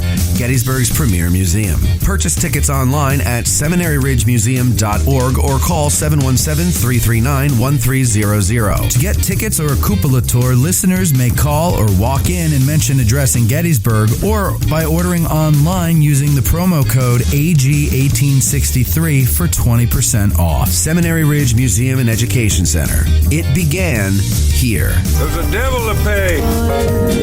When you're dragging ass out of bed, the hairs must up on your head. You picture the 20th Maine, and you're happy once again. Fight the battle against being slow with Little Ground Top Row.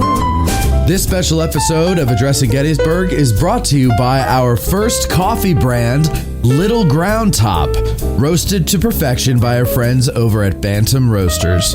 Take the high ground every morning with a piping hot cup of Addressing Gettysburg's Little Ground Top. Trademark. That features notes of cacao, wildflowers, and toasted sugar. I even taste a hint of black pepper in mine. I look forward to my cup of Addressing Gettysburg's Little Ground Top. Trademark. Every morning, and you will too. So grab your multiple bags today at addressinggettysburg.com/cafe or drop into Bantam Roasters at 82 Steinware Avenue, across from the Dobbin House, during your next visit to Gettysburg. And hey, now that Little Round Top is open, imagine enjoying a thermos of Little Ground Top while checking out the view from the hill. Outstanding. That's addressinggettysburg.com/cafe or drop into Bantam Roasters at 82 Steinware Avenue during your next visit to Gettysburg. Who can forget the sounds of the 60s? The 1860s. I can't, and you can't either. Now, there's Marching Through Georgia, the exciting new album by Billy Webster. All of your favorite hits of the 1860s in one place. Such hits as Gary Owens,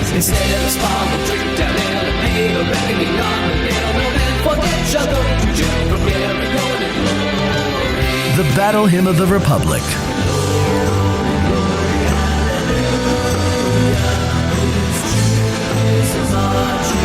All Quiet Along the Potomac Tonight,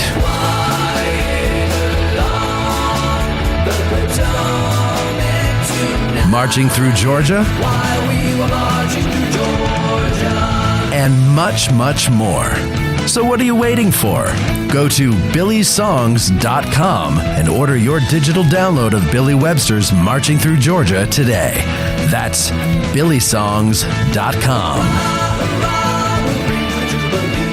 For the Historian has a wide variety of titles, new and used, of military books from publishers like Osprey, Gettysburg Publishing, Stackpole, Savas Beatty, UNC Press, and more. I make it a point to go there once a week because I have new bookshelves to fill and I never know what treasures I'll find, and neither will you. They even have toy soldiers, model kits, games, children's books, and more. So stop by and check them out on your next visit to Gettysburg, or better yet, order right now online at forthehistorian.com and mention that you heard about them on Addressing Gettysburg in the Note to Seller box, and they will refund you your shipping. And if you call 717-685-5207 or stop by the store on your next visit and mention us, you'll get 20% off retail price. That's forthehistorian.com or 717-685-5207.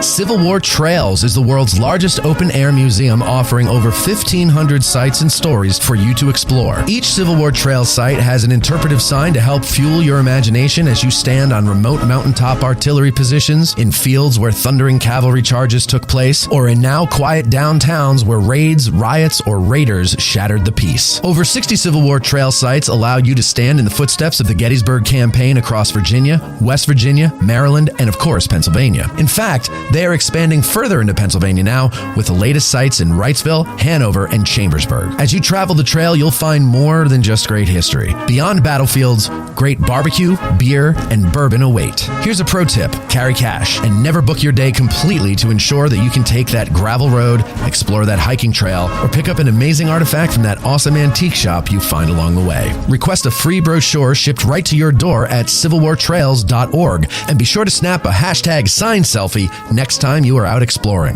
Click the link to Civil War Trails in our show notes. Follow Civil War Trails and create some history of your own. If you're a lover of history, then go to trhistorical.com. There, you'll find apparel, drinkware, decor, and more, featuring a wide range of subjects from the ancient world to the Cold War.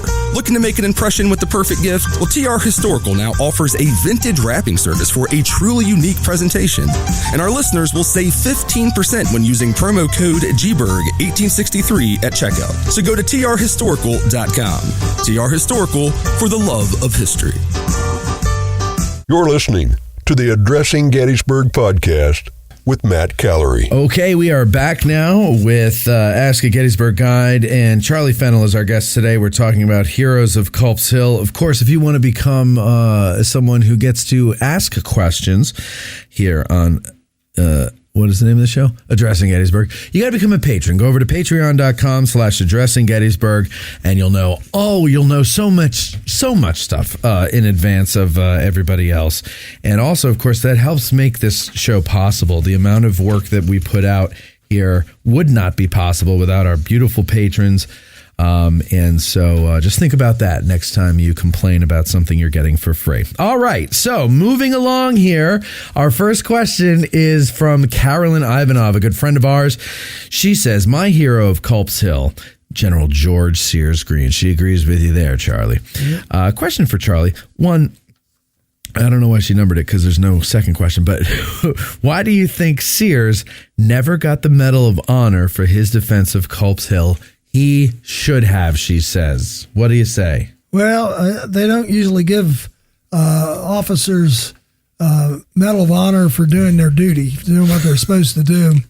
Fair enough. You know, so if he had been wounded or if he lost a leg like Sickles, he may have got a Medal of Honor. He certainly deserves it. I agree with you 100%. But, you know, the medal's still new in its conception at the time of the Civil War, and officers, you know, just do their duty, no matter how desperate the moment is. Just didn't seem to be recognized for medals. You got to capture a flag if you want a medal. Yeah, and he's a general. He is. You know, yeah. Usually for them, they, you know, for like someone like a Custer or someone like that did something very, very brave, they would give them a promotion.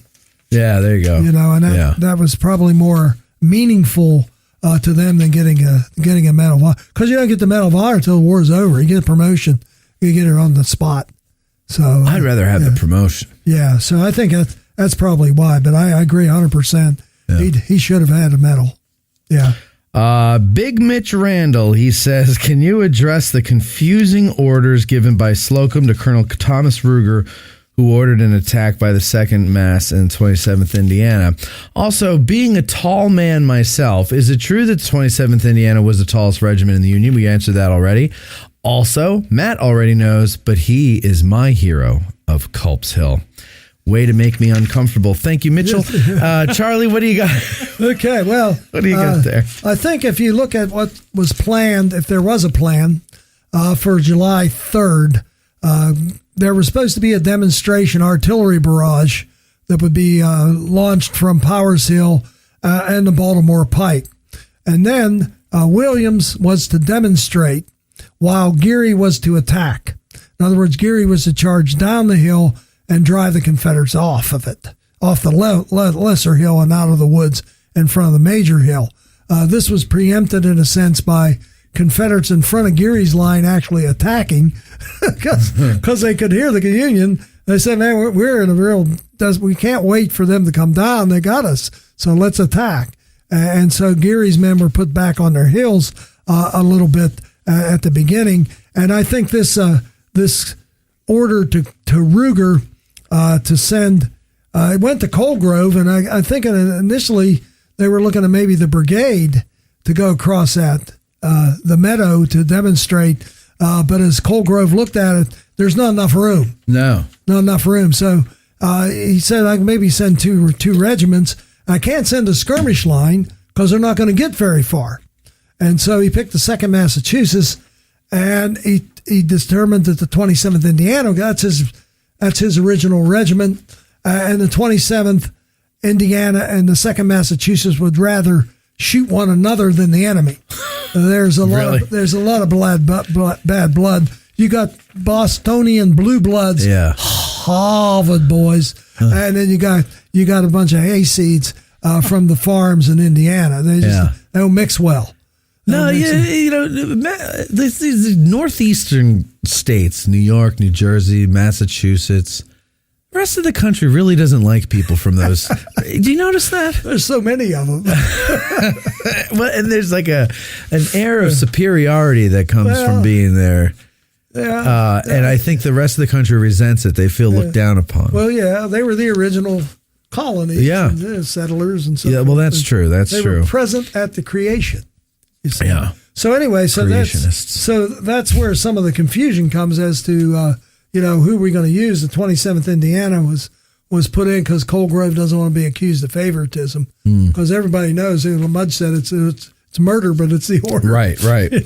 There. So that's, and we already talked about the 27th Indiana. It could have very well been the tallest regiment, but Company B was definitely if you have Company B being the tallest company, wouldn't that just bring the average up for the regiment and then probably make it the tallest regiment? Yeah. I don't know. I don't know if anyone would argue it wasn't. Was that also the one? There's a story about the armor. That's a 60th New York. 60th New York. That's Jesse Jones. Yes, Jesse Jones. Casey, his brother's more famous. But, no, I was just kidding. But Jesse got breastplates at Chancellorsville. Okay, and body armor was still fairly common in European armies at this time. Right. The rifled musket will render that useless. But be that as it may, they're getting ready to cross the river, and it's pouring down rain. The river's at flood tide. The pontoon bridge they're going to use to cross is underwater. All right, and they're standing there, and Jesse Jones looks down, and he sees these metal plates laying there. So if you want to know anything in the Army, he asks Sergeant. Yeah. So he goes to James Brown, who's feeling good. And he says, Sergeant Brown, what are these? He said, those are those bulletproofs that the Germans wear. They don't like being shot. So they wear these bulletproofs, and they're kind of heavy, and so when they have to run, they discard them. Yeah. That was the prejudice towards the 11th Corps. Right. Actually, the reason they're there is they can see the river too. Yeah, and they have eyes. And you're going to strap 25 pounds of metal to your chest and go into a raging river on a pontoon bridge that's submerged. It won't go well for you. Right, and so they took them off and put them there. So he put this pair of them in the regimental wagon. And then at Gettysburg, given the time they had in the morning and early afternoon, he decided to put them on. And, of course, they're hit. He's shot right in the chest. If it had been for those, he would have been one of the casualties, and there wouldn't have been a Company I 60th New York marker on Culp's Hill. Yeah, didn't it hit the part where the two plates overlapped, right? Smack dab in the middle. And put a dent in it and bruised his septum. Oh, his sternum. Sternum, I'm sorry. Where is the septum? The septum is your nose. Oh, well, it could have bruised that, too. I took anatomy twice. Well, you got to take it a third time. Sure. You're right. Hey, Mike, do you see Beth's comment there? Yeah, I see a couple of comments there. All right. Yeah. All right. So Rich Snyder says, I can't remember if it was Charlie or Eric, the producer, who told us a story about the Army of the Potomac account of a wounded Confederate soldier who committed suicide. I think around Party Field, maybe. Does Charlie remember the account and who wrote it? So we kind of talked about this before. I actually feel like you might have heard about this from Bob Steenstra, because the old story, and this is how I met Eric, the producer. Okay. Bob, this is when were you ever on the show when we had the studio over at the old radio station where Destination Gettysburg is now? No. Okay. No. So Bob was my co-host at the time, Yeah. And so we're in there, we're doing a show, and he brings up this story, and I had my phone on the desk, and I was live streaming it on Instagram, for whoever wanted to watch it. And one of the people happened to be Eric, the producer. So Bob, we're done recording, and Bob and I are still talking, and I'm still live streaming it. And Bob says, I brought my grandfather's musket because I want to go over to Culp's Hill and I want to test something out. You want to go? And I said, sure. So we go in the area of Party Field. Mm-hmm. And Bob takes the musket, lays down on the ground, rests it on his chest, and puts the muzzle up to his chin. And I'm like, what the hell are you doing? I'm thinking like he's lost his mind. He would have. He wants a witness to his suicide here, right? So I'm like, what are you doing? And he goes, well, because there's this account. He told the account. And anyway, we noticed it was maybe late February, early March. So it was kind of a misty, somewhat cold, but it's trying to get warm again day, little patches of snow on the ground.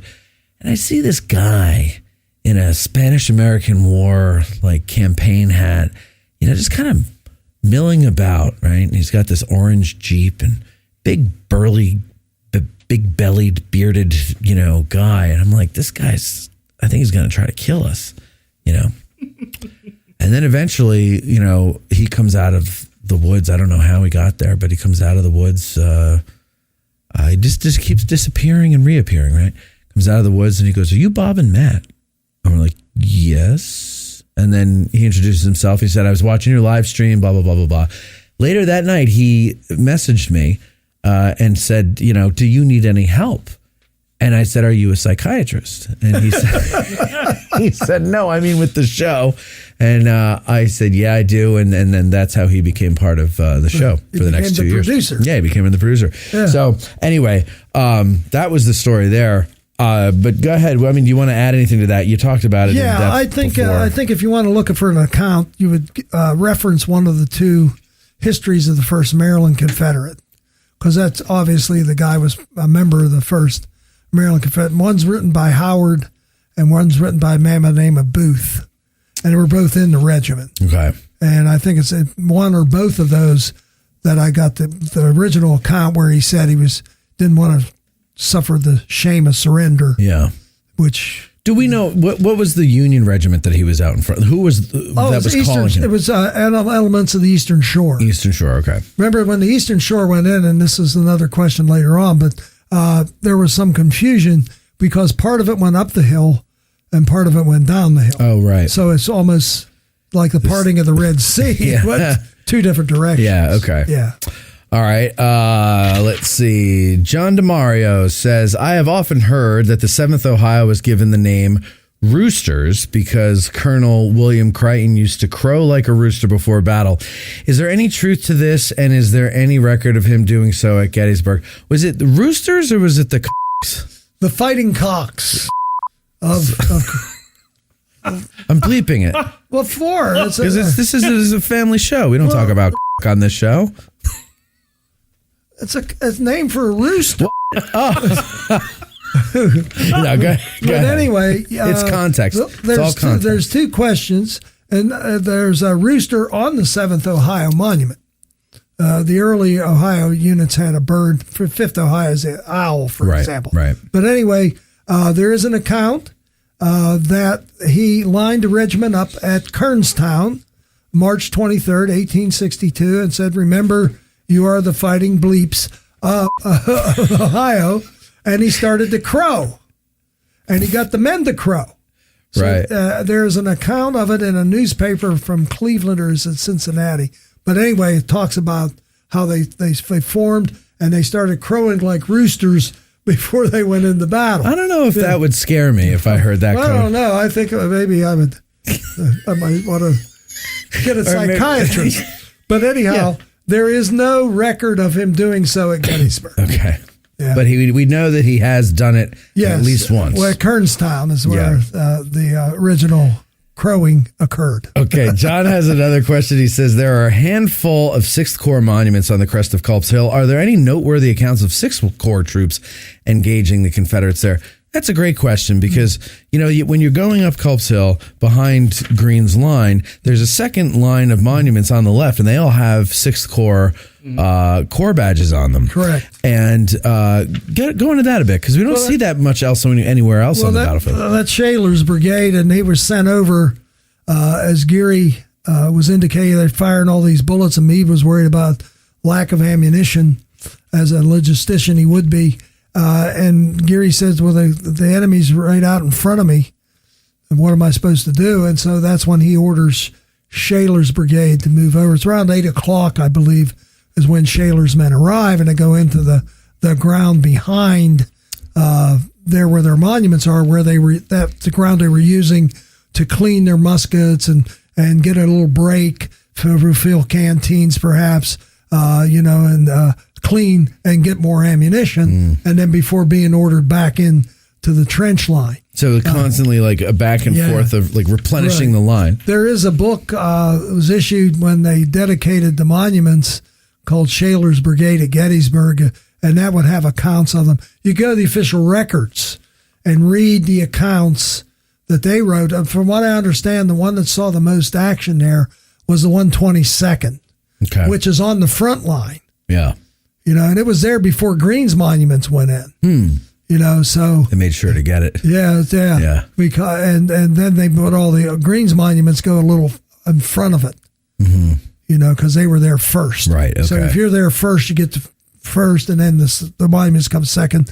And if you come later, other side of the road. Okay. Yeah. So they contributed some. They went in and relieved the line late in the action, but the 122nd actually went in and relieved the 149th New York, and they were both from Syracuse. Oh, okay. And they had relatives. There's families that were in both units. Yeah. Had a sort of the 122nd was leaving the camp of instruction to go to the site of war when the 149th was coming in to for basic training.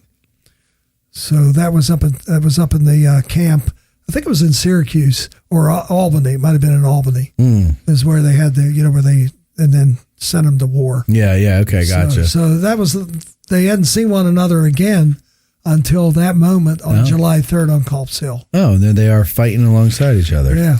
All right. And then finally he asks, if you look closely, you can find some great remnants of 1st Corps earthworks on Culp's Hill, with the 7th Indiana being the first federal unit to occupy the hill. Can you discuss how actively engaged the 1st Corps was on the hill? Some of those regiments had to be exhausted and depleted.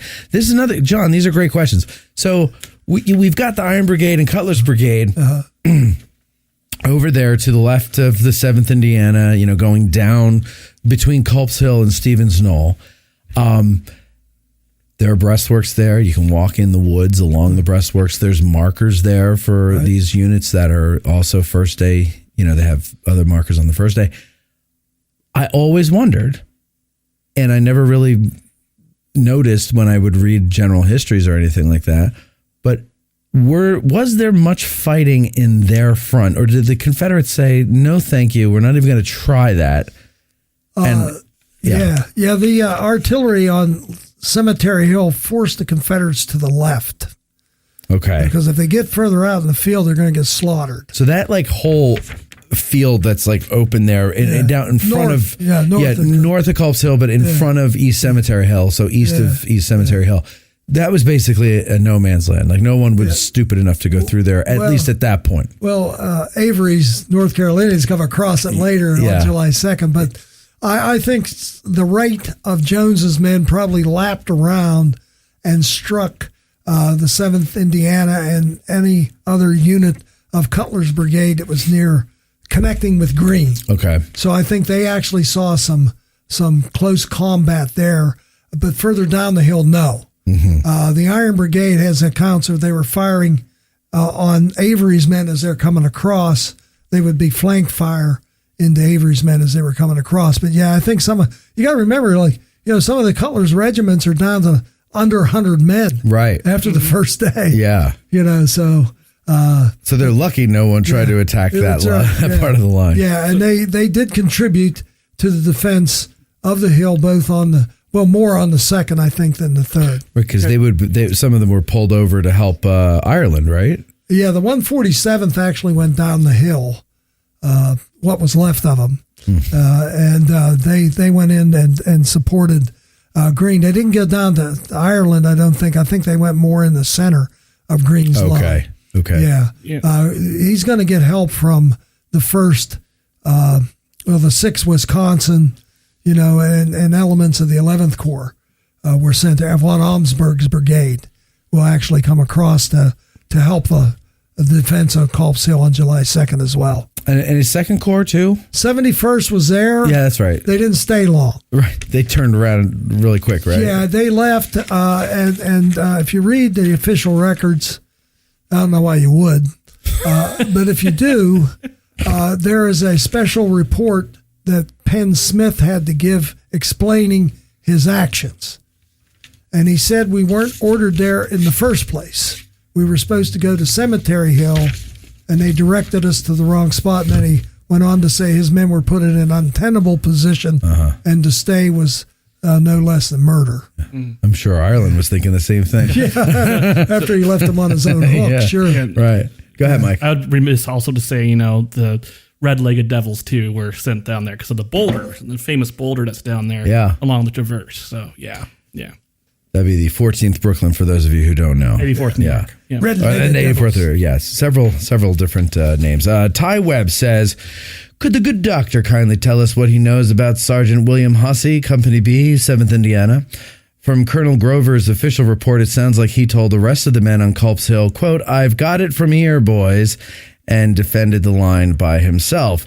Rufus Dawes mentions a nightmare from a soldier in the 7th Indiana causing heavy musket fire along the line. Does Charlie think this actually happened because of a nightmare, or was it the repulse of the rebel scouting party? Could Charlie talk a little bit about Colonel Grover's court-martial? P.S. Like Charlie, I also went to college at Frostburg State. I'm a little confused, though, as to why there is no Fennell Hall. He managed to find enough time to have an orphanage named after him right off campus. Apparently, Charlie was very popular with the local sororities.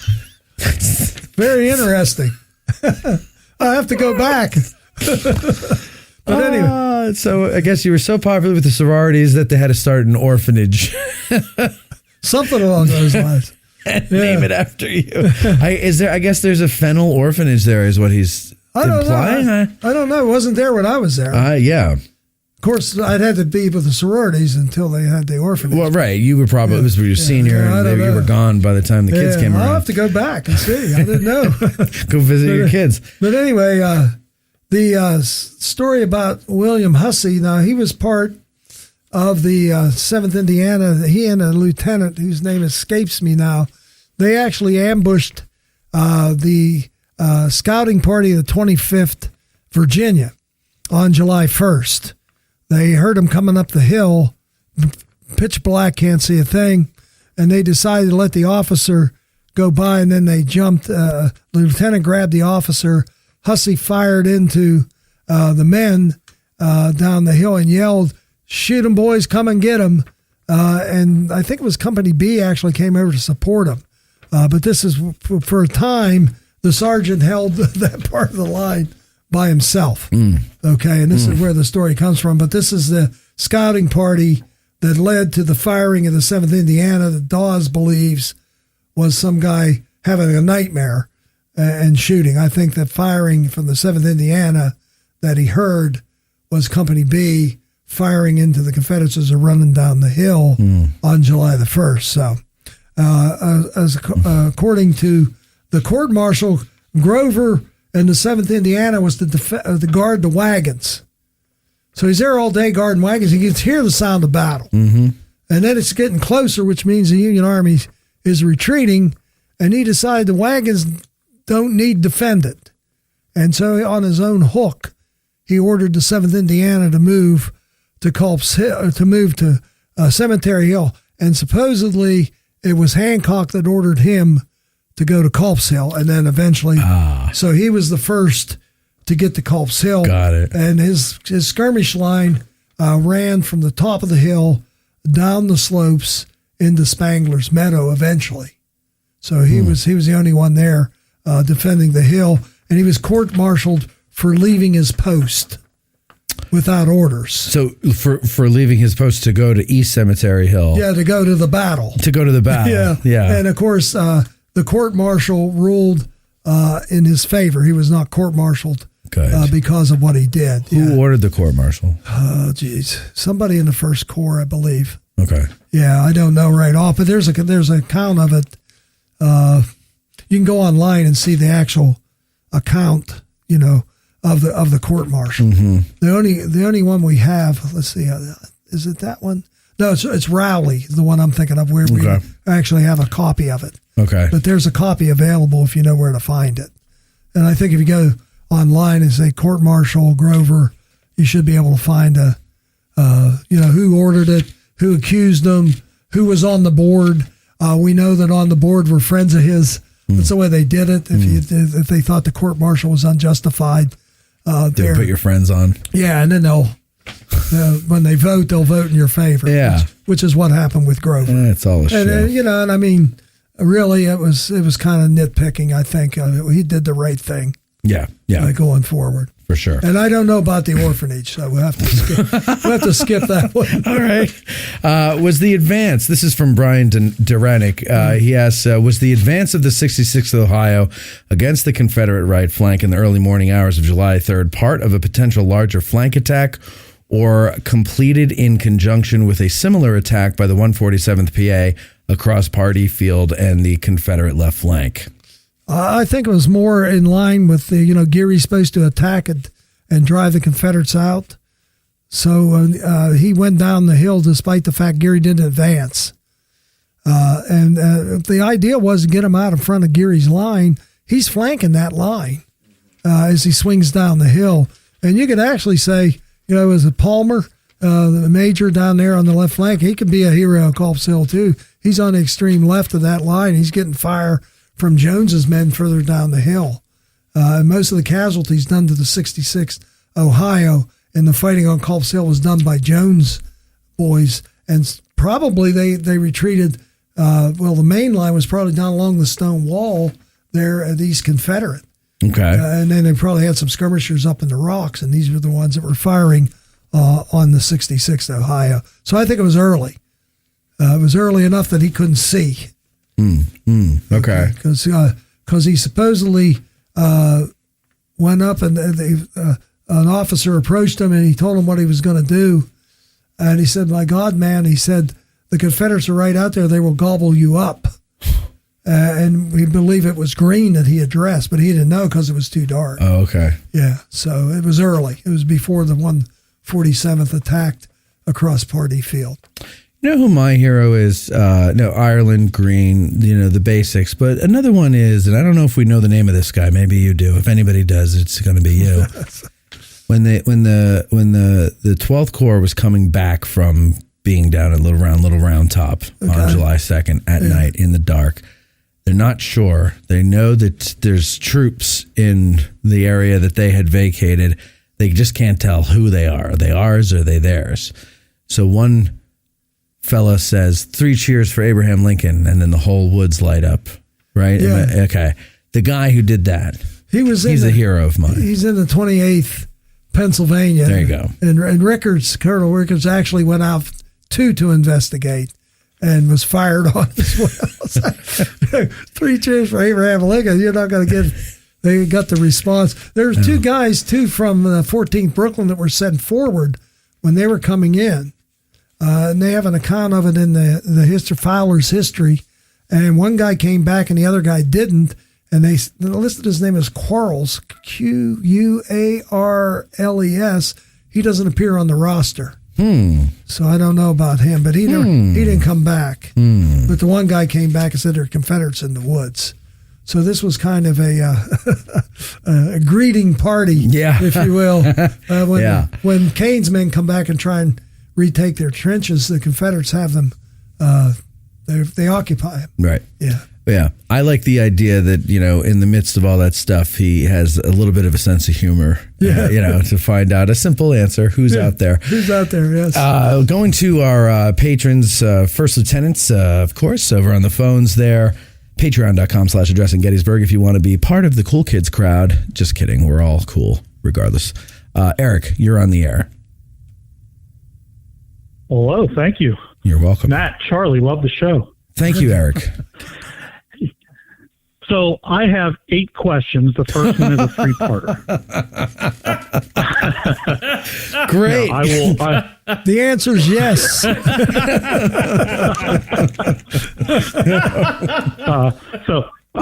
I will try to shorten that down to 2. One is just a simple request. I was wondering if Charlie could do a rebel yell for us again. Again? Like prior to the show. Have you done one before? Would Charlie do a rebel yell for us? That was interesting. Yeah, the problem with the rebel yell is that you have to be hungry at the point of almost starvation, and there has to be blood spilled. So if I'm going to do a proper rebel yell, I can get that saber and whack Matt over the head with it, and I could probably do a pretty good rendition. If I would, Matt would. Are you hungry enough? No, the rebel yell was like a yelp, from what I understand. It was part hound dog, part wolf. It had a high-pitched yelp to it, but no, I can't do it. I'm sorry. I'll have to work on I heard a rumor that Matt doesn't have donuts for you, so that takes care of the hungry part. No, I don't. There is a recording of it at one of the reunions. Yes. Where the guy gave a rebel yell, and the one guy looked at the camera and said, "There's the rebel yell." Yeah. Yeah. I think that was a 38th reunion. That's pretty cool, though, to the 1938 reunion. Yeah, 1938. Yeah, because it's a talkie. Yeah, it is. Yeah. That is really interesting to see that there, these veterans and to hear it. I mean, to be able to hear at least what an old man's version of it. Yeah. Go ahead, Eric. What's your question, for the love of God? So, and I'm just beginning to study them and learn a little bit about it. And I'm not certain that they actually did a whole, I mean, they certainly saw fighting on, it looks like July 3rd, but it'd be interesting to know if you have much information about the 28th Pennsylvania. My family my wife has a relative, Sylvester Steiner, who was a sergeant in Company B. So just interested to know if you have any information about them or any interesting stories about the 28th Pennsylvania. I know you mentioned the story already about somebody standing up and yelling for old Abe, but was wondering if there's anything else. All right. Thank you, Eric. Yeah, I think you could go to Pennsylvania, Gettysburg, and look in there because they would have the actual speech and what they did. I think they might have a regimental history. I know I have some in our guide file. We have a file on the 28th Pennsylvania. It was a fairly interesting regiment. I think initially it had like 15 companies in it, and Geary was the original colonel, if I remember correctly. Yeah. So, but yeah, that's what I would check on. See if they have a regimental history. I'm not sure if they do or not. Most of the early regiments from Pennsylvania do. Pennsylvania gave each regiment several $100s to do a regimental history. So check on that. Pennsylvania at Gettysburg would be a good place to look. You could check Fonz's book because he has accounts of the 28th in there, and he might in his footnotes, when he footnotes them, give you an indication of where he got that information. So that's how we cheat in academia. All right. Yeah. Anything else, Eric? Thank you very much. All right. Thank you very much, Eric. I'm good. Thank you, guys. All right. Thanks for all your help. All right, and then we're going to move on to Peter. That was pretty fortuitous that I thought of the old 3 Cheers for Abraham Lincoln story because I had no idea that Eric was going to talk about the 28th. Okay. So that's pretty good. That's just one of those things that was just worked out. That's the universe at work there. Distinguished regiment. Yeah. It really is. Peter, you're on the air. Yes, great show, guys. I love it. Thank you. My heroes is going to be the 123rd New York hometown guys. Anyone in particular, or just the whole regiment? Well, just really the whole regiment, because their first engagement in Chancellorsville, they didn't do so well with entrenching, and they kind of learned their lesson the hard way, and so they showed improvement, but they didn't take a whole lot of losses. But they don't get the glory, I don't think. So somebody's got to support them. Now, that's good. I'm trying to picture their monument, and I can't. The woman on. Yeah, this is Cleo. This is Cleo. Yes, okay, this is all right. Cleo. Cleo. Got it.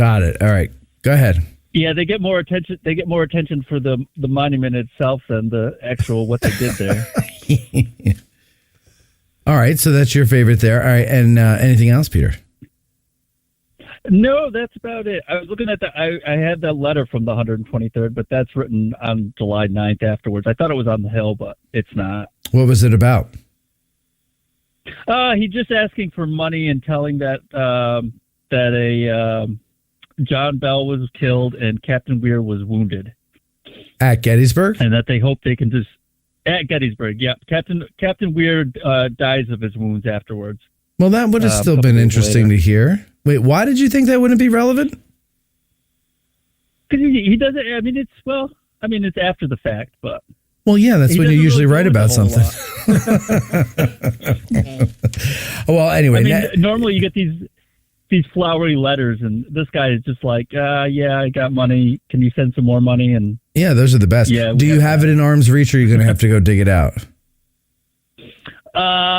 Yeah, I've got it in arm's reach right here. Go read it to us.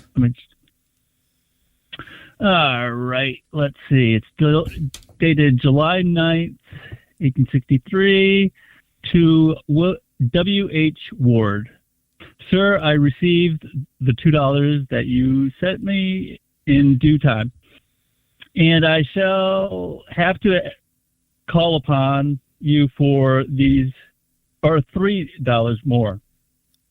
We have done very hard marching, long back. Sorry, the writing's here. Yeah. I suppose you know about the battle we fought at Gettysburg. John Bell was killed out of our company, and Captain Weir badly wounded in the knee. I'm in hopes that we will succeed in destroying Lee's army before he can cross the river. No more at present. Goodbye. Respectfully, Adolph Jeffway.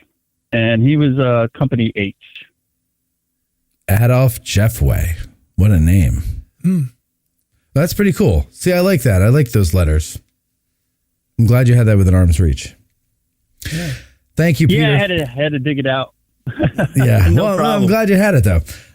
Thank you very much for the call, and I'm glad you're able to comment on the videos again. We finally figured it out. Yeah, I'm cured. Yes. Okay. All right. We'll talk to you later. Thank you very much for the call. And that's about it. Thank you, Charlie. This was a lot of fun. You're welcome. As always. Mike, thank you for your participation Thank you, as Michael. well. Ladies and gentlemen, thank you for sending in the questions if you did. Those of you watching on Patreon now, thank you guys for watching. Thank you to Eric and Peter for calling in. Mike, go ahead. The voicemail?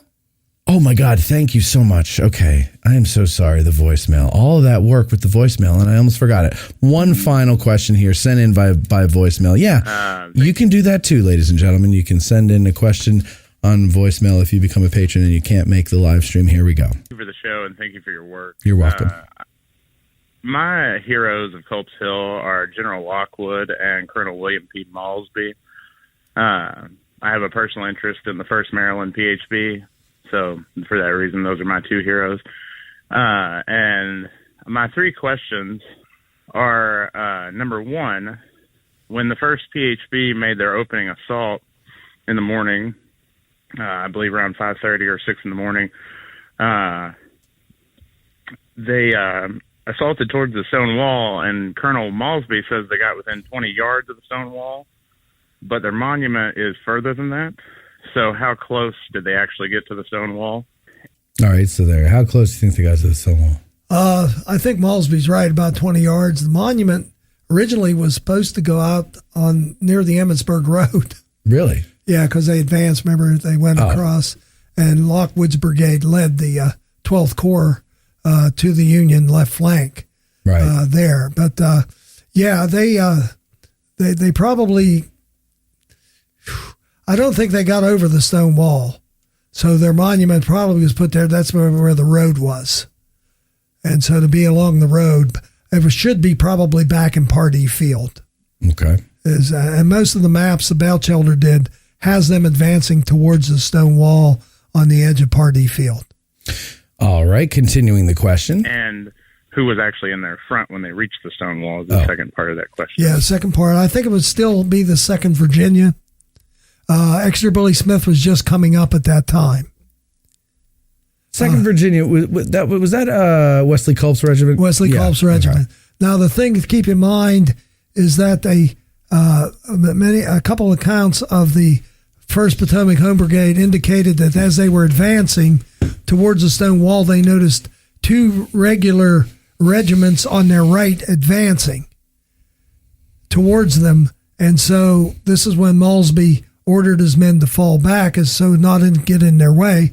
The only thing I could figure he's seeing is the 2nd Massachusetts and the 27th Indiana making their assault on the Confederate position at that time. And Billy Smith's men come up, the 49th Virginia comes up at the time that charge is going on, because they got to the stone wall when they said when the charge was in progress, and they fired on it, and then they jumped the stone wall to try and attack and were driven back by artillery fire. The only charge that was ever in progress out there was the charge of the 2nd Massachusetts, 27th Indiana. So I still think the 2nd Virginia was in their front when they made their initial advance on the stone wall. All right, moving on. My second question being, there seems to be some confusion around the 1st Maryland, partially because there was another 1st Maryland in their brigade called the Eastern Shore. And there seems to be some confusion between these 2 regiments, even in the time period. And there were some complaints from some of General Greene's men on Upper Culp's Hill about the 1st Maryland, about them abandoning the lines and firing over the heads of some of their men that were in the breastworks.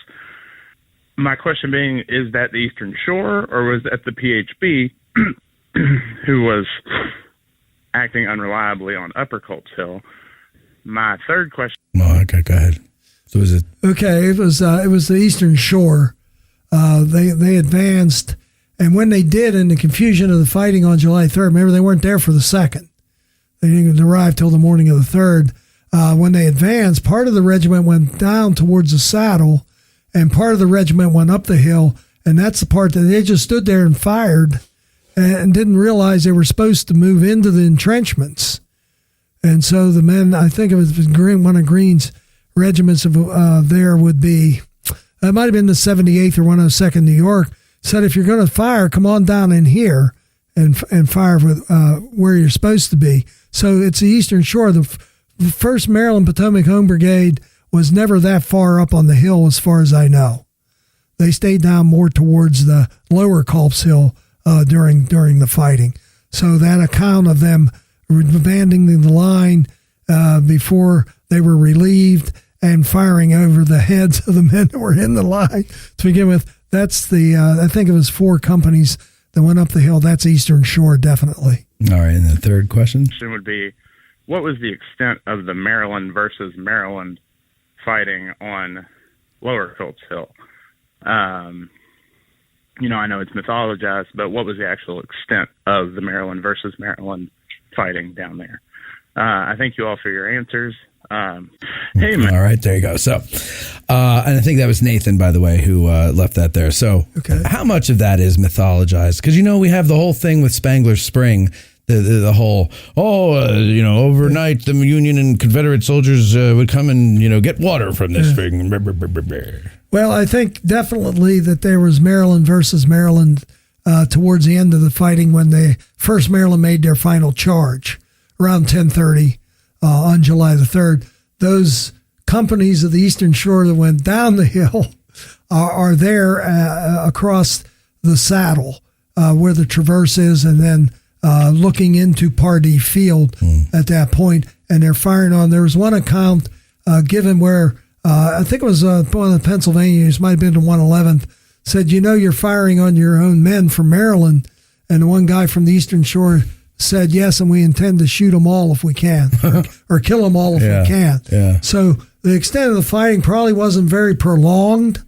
The Maryland unit stayed pretty much back behind the knoll, Lesser Culp's Hill, if you want to call it that, where their monument is until that final surge. And then they would actually engage the Eastern Shore at that point. There's only 9 companies of the Eastern Shore because one of them refused to go into Virginia. In 1862, they were organized there to defend the Eastern Shore. Obviously, that's why they're called that. And they were sent in to end drug smuggling, which, as far as I know, still goes on in Virginia. But when we're talking about drugs here would be medical drugs. Medical supplies. Like opium, quinine, things like that. And they were sent in there. And this one company, I think it was Company B, under Captain Henry, refused to go. Refused to invade a fellow southern state. So they were dishonorably discharged. Many of them enlisted, or re-enlisted, if you will, in the 1st Maryland Confederate. And they were actually fighting against their former regiment.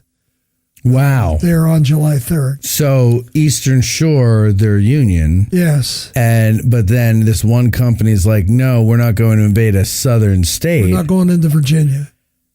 So right. Wow. See how messy it is? Yeah, it gets confusing. It's confusing and it's messy. Well, but it had to be even more confusing and messy for people back then. Well, here's the thing to keep in mind is that he was Captain Henry in the Union Army. He's Private Henry in the Confederate Army. See the difference? Yeah, I would have stayed in the Union Army. All right. Well, now we come to the end here. So I want to continue to thank all those people, re-thank all those people I thanked before. And, of course, all of you guys for listening. And we'll leave it at that. We'll talk to you next time. Have a great one. Bye-bye. Bye. Hey, everyone. Before you go, I would like to highlight a friend and supporter of the show, The Badge Maker, your source for authentic Civil War Corps badges and more. Purchase handcrafted, historically accurate Civil War Corps badges from all Corps. Discover a vast collection of military and civilian insignias of various kinds. Experience the exclusive service of custom hand-stamped reproduction ID discs. At his website, civilwarcorpsbadges.com, The Badge Maker brings history to life with precision and passion. Thanks for listening.